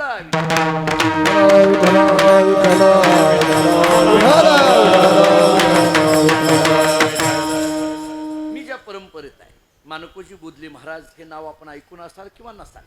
भक्ती विजयामध्ये फार गोड चरित्र आहे. पांडुरंगाने बोध केला म्हणून बोधले आडनाव पडलं. विठोनी एकांती बोधिले म्हणून जगी नाव बोधले. मानकोजी बोधले महाराजांचे भाऊ होते शिवाजी महाराज. आमचं मूळ गाव धामणगाव, बार्शी तालुक्यात तुळजापूरच्या पायथ्याला. त्या शिवाजी महाराजांचं प्रत्येक एकादशीला कीर्तन असायचं. एका एकादशीला ते कुठंतरी निघून गेले आणि सायंकाळची वेळ झाली. आजूबाजूची 10-5 गावची लोक दिंड्या घेऊन आली.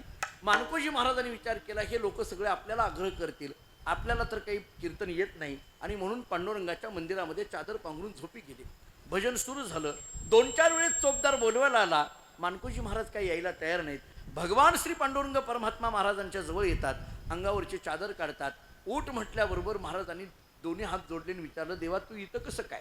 पांडुरंगांनी सांगितलं, काही नाही, भजन सुरू झालंय, जाऊन विना घ्या आणि कीर्तन करा हे सांगायला आलोय. मानकोजी महाराजांनी सांगितलं, देवा काहीही सांग पण कीर्तन करायला सांगू नको म्हटले. आपल्याला ते जमत नाही, मला काही पाठपाठांतर नाही, स्वरज्ञान नाही, मी कधी कीर्तन केलं नाही. पांडुरंगांनी सांगितलं, उभा राहिलं की सगळं जमतंय, करा म्हटलं. आता काय करावं? मानकोजी महाराजांनी एक दुसरी अडचण सांगितली. मानकोजी महाराजांनी सांगितलं, देवा प्रत्येक एकादशीला माझे बंधू शिवाजी महाराज कीर्तन करत होते, त्यामुळे गाणारी वाजवणारी टाळकरी त्यांच्या परिचयाची होती. जर काही चुकलं तर ते बरोबर सांभाळून घ्यायची. आता माझं कोणी परिचयाचं नाही, आपली पाहिजेत ना, आपली आपली गाणारी, आपली आपली. अलीकडे बघा तुम्ही, काही काही कीर्तनकार आमचे गायक, आमचे वादक राहतील. आता भविष्यात आपली आपली ऐकणारी घेऊन फिरावं लागतं का काय कोणास ठाऊक? पुढची सगळी आमची राहतील काय महाराज? आता मला सांगा, जिथं जाईल तिथं, आता प्रमोद महाराजांची माझी चांगला परिचय आहे, विकास महाराजांचा किती गोड आहे ना, तुम्ही आम्ही खेळी मिळी गदा रोळी आनंद, संपला. कितीतरी योग्य पद्धतीने मानकोजी महाराजांनी सांगितलं, देवा माझं कोणी ओळखीचं नाही, माझं एखादं प्रमाण चुकलं तर बरोबर करायला कोण आहे तिथं म्हटले. पांडुरंगांनी सांगितलं, एवढीच अडचण आहे ना? हो, काळजी करू नका म्हटले, मी तुमच्या पाठीमागं कीर्तनात उभा राहतो, मग तर काय अडचण नाही ना, मी उभा राहतो ना टाळ घेऊन, काही चुकलं तर बरोबर करायला मी आहे ना. मानकोजी महाराजांनी विचारलं, देवा नक्की उभा राहशील का? हो नक्की उभा राहशील, नाहीतर बघ मला उभा करशील आणि तू निघून जाशील. बऱ्याच लोकांना सुरू करून निघून जायची सवय असते, म्हणून विचारलं. ते म्हटले, नाही नाही.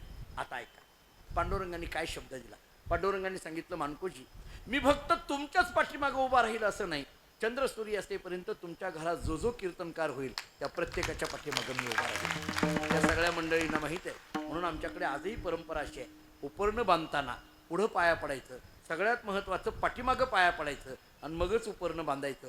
पाठीमागं पाया का पडायचं? तेथे असे देव उभा. विठ्ठल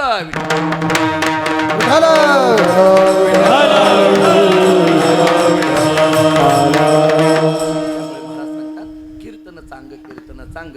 कीर्तन शब्द कळाला, प्रकार कळाले, चांग चांग का म्हणायचं कळालं, सोपं आहे का अवघड कळालं, याच्या परिणामांचा विचार करायचा आहे. होय अंग हरिरूप. हे अंग हरिरूप होणं म्हणजे काय, याची मला 2 उत्तरं द्यायची आहेत. एक 5-10 मिनिटातच द्यायचे आहेत. फक्त त्याचं भजन करू अगोदर आणि मग त्या उत्तराचा विचार करू.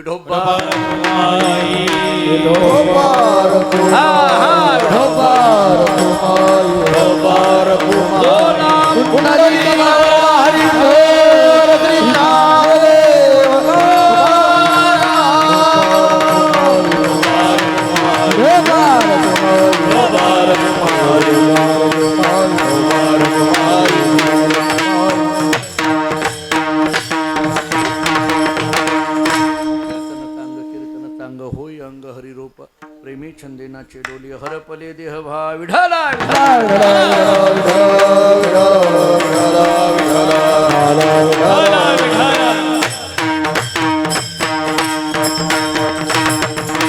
अभंगाचा विचार करताना अभंगाच्या पहिल्या चरणातल्या पूर्वार्धाचा विचार आपण करून आलो. आता मला उत्तरार्धातली 2 उत्तरं द्यायची आहेत. होय अंग हरिरूप. ऐका, एक ज्ञानशास्त्रातून देतो आणि एक भक्तिशास्त्रातून देतो. धावतं उत्तर देतो. ज्ञानशास्त्रातून उत्तर जर द्यायचं झालं, होय अंग हरिरूप म्हणजे काय? उमटती ठसे ब्रह्मप्राप्ती अंगी दिसे. महाराजांचे शब्द आहेत. उमटती ठसे परमतत्वाच्या प्राप्तीची चिन्ह त्यांच्या अंगावर उमटलेली दिसून येतात. कोणती चिन्ह? मी 5 चिन्ह सांगतो. अभिन्नता, अभयरूपता, अजन्मस्थिती, अनन्यता आणि आनंद रूपता. आता 5ला 5 प्रमाण आहेत. अभिन्नता, भेद नाही सर्वात्मना, नारायणा तुझ मज. अभयरूपता, आम्हा हरीच्या दासा काही, भय नाही त्रैलोकी. अजन्मस्थिती, त्यांची सरली येरधार, झाला सफळ व्यापार. अनन्यता, एक धरीला चित्ती, आम्ही रकुमाई तपती. आणि आनंद रूपता, आनंदाची डोही, आनंद तरंग. मला वाटतं ही 5 चिन्ह ज्यांच्या शरीरावर उमटलेली दिसून येतील, नक्की ओळखा. होय अंग हरिरूप, हा एक अर्थ. आणि आता दुसरा अर्थ सांगतो. होय अंग हरिरूप भक्तिशास्त्रातून उद्धव श्रीकृष्ण परमात्म्याचं नामस्मरण करताना आता उद्धव वाटत नव्हते, ते कृष्ण रूप प्राप्त झालेलं होतं. गोपिका आणि गोपाळ सुद्धा भुलून गेले होते की त्यांना हा कृष्णच आहे असं वाटत होतं. रामायणाचा दाखला देतो. रामचंद्र प्रभू सीतामाईचा शोध करायला निघाल्यानंतर पुढे गेल्यानंतर सुग्रीवाची आणि रामाची भेट झाली. नव्हे दोघात मैत्री झाली. मला कधी कधी आश्चर्य वाटतं, राम आणि सुग्रीवामध्ये मैत्री का झाली असेल बरं? काहीतरी समानता पाहिजे ना. एक समानता आहे, पत्नी विरहाचं दुःख दोघालाही समान आहे. बघा, दोघालाही समान आहे. मला कधी कधी एक आश्चर्य वाटतं. मग मी एक प्रश्न उपस्थित करतो. मला सांगा, सुग्रीव आणि वाली याच्यामध्ये ताकदवान कोण होता? वाली होता महाराज. आणि रामाने मैत्री कोणाबरोबर केली? सुग्रीवाबरोबर. मैत्री बलवानाबरोबर करायची असते का दुबळ्याबरोबर? साधा प्रश्न आहे. बलवानाबरोबर करायची, पण रामाने केली कोणाबरोबर? दुबळ्याबरोबर, म्हणजे सुग्रीवाबरोबर. त्याची 2 कारणं. जरा आणखीन पुढे बोलू. जर रामचंद्र प्रभूंनी वालीबरोबर मैत्री केली असती, जरा बारीक रामायण आहे का बरं. रामचंद्र प्रभूंनी वालीबरोबर मैत्री केली असती आणि ही मैत्रीची गोष्ट रावणाला कळाली असती, तर रावण स्वतःहून स्थितीला घेऊन आला असता, रामचंद्र प्रभूंना दिलं असतं. या भानगडीत परत पडत नाही. मला माहीत नव्हतं म्हणणार, तुमच्या पाठीमागं वाली आहे. कारण वालीची काय ताकद होती हे रावणाला चांगलं माहिती आहे. त्याच्या मुलगा जो अंगद, त्याच्या पाळण्यावर उलट खेळणं म्हणून बांधलेलं होतं. रामायणामध्ये नाथरायांनी फार गोड वर्णन केलेले आहे. इतका मला परत कधी कधी प्रश्न पडतो, वाली एवढा ताकदवान होता, तर मग या वालीनेच रावणाला मारायचं, त्याच्याकरता रामाने यायची काय गरज पडली हो? त्याचं एक उत्तर अध्यात्म रामायणामध्ये फार गोड दिलं. वाली ताकदवान होता हो, पण वाली व्यक्तिसंतुष्ट होता. म्हणजे काय? परिच्छिन्न वृत्तीचा होता. म्हणजे काय? वाली असा विचार करायचा, रावणाने आपल्याला त्रास दिला तर बघू, दुसऱ्याला काय का करेना, आपल्याला काय घेणं देणं. आणि हे जर नाही कळालं तर दुसऱ्या भाषेत सांगतो, आपल्या नळाला पाणी आले ना, विषय मिटला, बाकीची नळ बंद का पडेना, काय घेणं देणं आपल्याला. या वृत्तीची जी अलीकडली माणसं ती वालीची वंशच असं म्हणायला हरकत नाही. काही काही माणसं बघा स्वतःपुरता विचार करतात, आपलं झालं ना संपलं. वाली या वृत्तीचा होता. आणि जरा पुढे बोलू, परिच्छिन्न वृत्तीची माणसं इतिहास घडवू शकत नसतात. लक्षात घ्या, इतिहास घडविण्याकरिता व्यापक मनाची माणसं लागतात. त्यामुळे वाली हा परिच्छिन्न मनाचा होता. थोडं सोप्या शब्दात बोलायचं झालं तर कोत्या मनाचा होता, आणि त्यामुळं त्याला ते शक्य नव्हतं. आता आणखीन थोडं पुढं ऐका. सुग्रीवाबरोबर मैत्री केली, सुग्रीवाबरोबर मैत्री केली. झालं, ते वालीला मारायचं होतं आणि मग सुग्रीवाला ते सगळं राज्य दिलं. पण सुग्रीव सीता शोध करायची हे विसरूनच गेला, कारण किष्किंधेचा राजा झाला. लक्ष्मणाने आठवण करून दिली. सुग्रीव सगळ्या वानर सेनेला घेऊन आला आणि मग रामचंद्र प्रभूंना सांगितलं, आता सांगा काय करू. पूर्वेकडे, पश्चिमेकडे, उत्तरेकडे आणि दक्षिणेकडे वानर सेना पाठवली. नीट ऐका, मला होय अंग हरिरूप सांगायचं आहे. पूर्वेकडली वानरं सीता शोध करायला गेली, पश्चिमेकडली गेली, उत्तरेकडली गेली, दक्षिणेकडे निघालेले हनुमंतराय थोडे पुढे गेले आणि माघारी आले. रामाने विचारलं, का रे भीती वाटायला लागली का? नाही. मग का माघारी आला? हनुमंतरायांनी विचारला, प्रश्न असा विचारला, प्रभू तुम्ही कोणाला शोधायला पाठवता? म्हटले सीतेला. मग ज्या सीतामाईला शोधायला आम्हाला पाठवता त्या सीतामाईला आत्तापर्यंत आम्ही पाहिलंच नाही, तर शोधायचं कसं? हे कोणाच्या लक्षात आलं?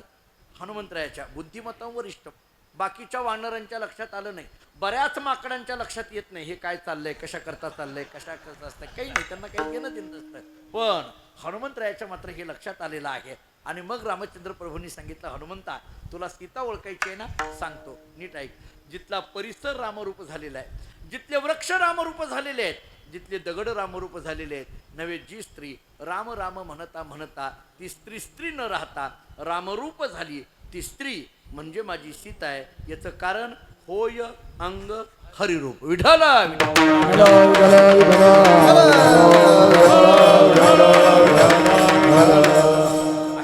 कीर्तनामध्ये प्रेमे छंदे नाचे डोले हरपले देहभाव. आम्ही प्रेमाने नाचायला लागलो, डोलायला लागलो. किती नाचायला लागलो, डोलायला लागलो, देहभाव हरपेपर्यंत आम्ही नाचू लागलो, डोलू लागलो. या नाचण्या डोलण्यामुळे काय झालं आम्हाला कळालं. एक दिशी जीवकळा हा सकळा सोयरा. ही जीवकळा म्हणजे हा देह एका देशामध्ये आहे, पण परमात्मा मात्र व्यापक आहे हे आम्हाला कळालं. आता परमात्मा व्यापक आहे हे कळालं. कुणीतरी तुकाराम महाराजांना विचारलं, महाराज कीर्तनामध्ये अंग हरिरूप झालं, कीर्तनामध्ये देहभाव हरपून गेला, कीर्तनामध्ये परमात्मा व्यापक आहे हे कळालं, हे सगळं जाऊ द्या म्हटले. कीर्तनातून काय उरलं हे सांगा. कारण लोकांचं उरवण्यावर फार लक्ष आहे. बघा तुम्ही, कीर्तनकाराला वाटतं उरलं पाहिजे, पंक्तीवाल्याला वाटतं उरलं पाहिजे, अहो सप्ताह करणाऱ्यालाही वाटतं उरलं पाहिजे. आम्ही एकदा काशीला मोठा सप्ताह केला, फार मोठा सप्ताह केला. काशी सप्ताह करून आलो. आमच्या पंढरपुरातल्या काही महाराज लोकांनी मला विचारलं, ते म्हणते का जयवंत महाराज मोठा सप्ताह केला काशीला? म्हटलं हो. किती उरलं? म्हटलं होतं ती जिरलं. तुला काय सांगायचं किती उरलं ते? लोकांना असं वाटतं की याच्यातून उरलं पाहिजे. तसं तुकाराम महाराजांना विचारलं, महाराज तुम्ही करत असलेल्या कीर्तनातून काय उरलं? अभंगाचं शेवट विचारलं. तुका म्हणे उरला देव, तुका म्हणे उरला देव, तुका म्हणे बुधला देव, तुका म्हणे उरला देव, तुका म्हणे उरला देव,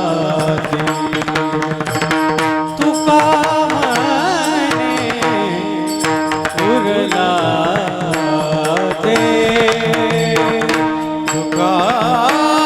म्हणे उरला देव, तुका म्हणे उरला देव, तुका म्हणे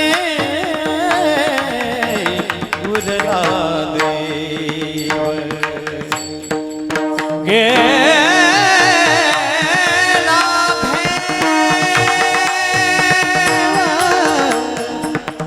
तया काळे, गेला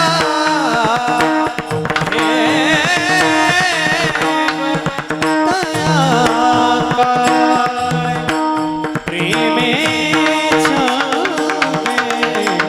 नाचे प्रेमे नाचे डोले हा गेला भेवत्या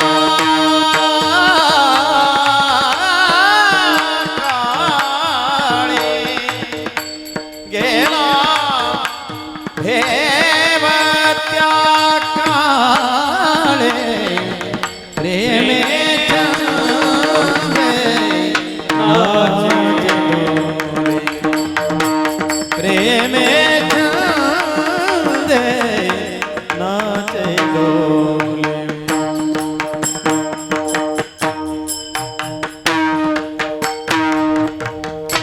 का म्हणे उरला देव गेला भिवत्या काळी. महाराज सांगतात अभंगाच्या शेवटच्या शरणामध्ये आमच्या कीर्तनातून काय उरलं तर तो परमात्मा उरला.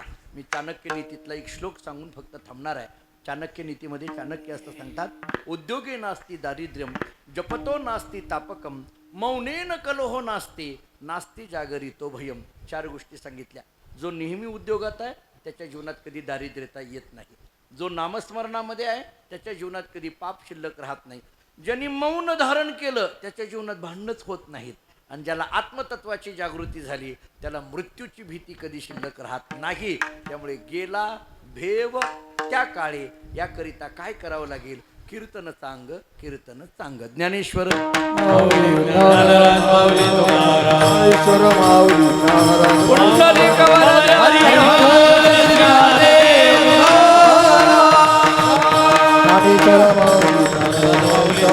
ईश्वर माऊली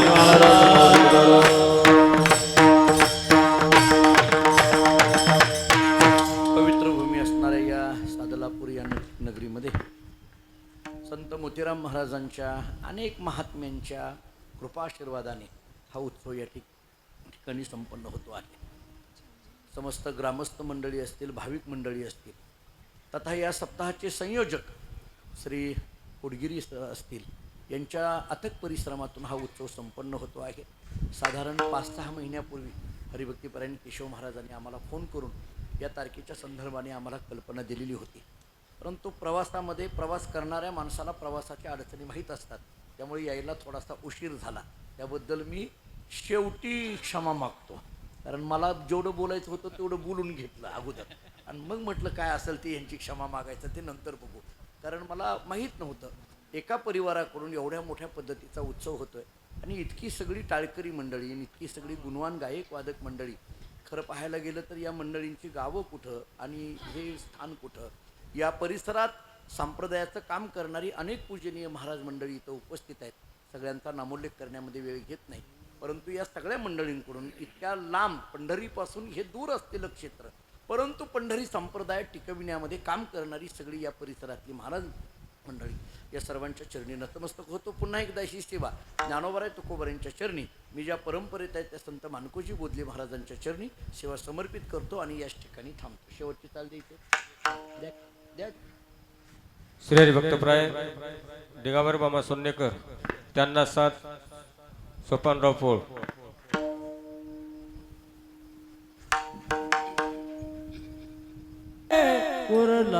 जाग्यावर कोणी उठू नका, विनंती आहे सर्वांना. तुका म्हणे उरला देव, तुका म्हणे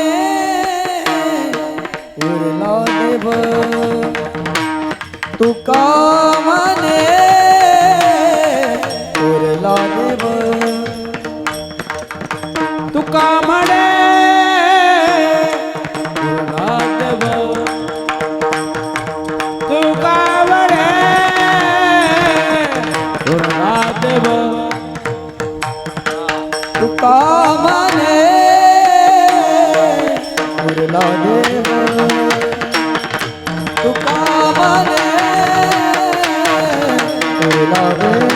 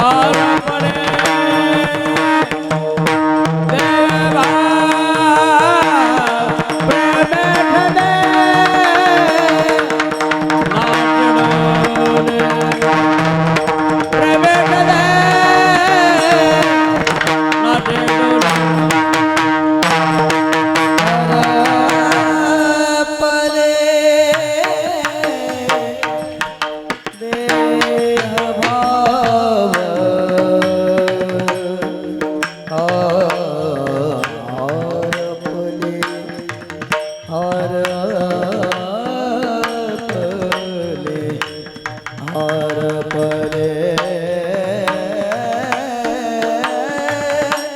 देह भाव हरपले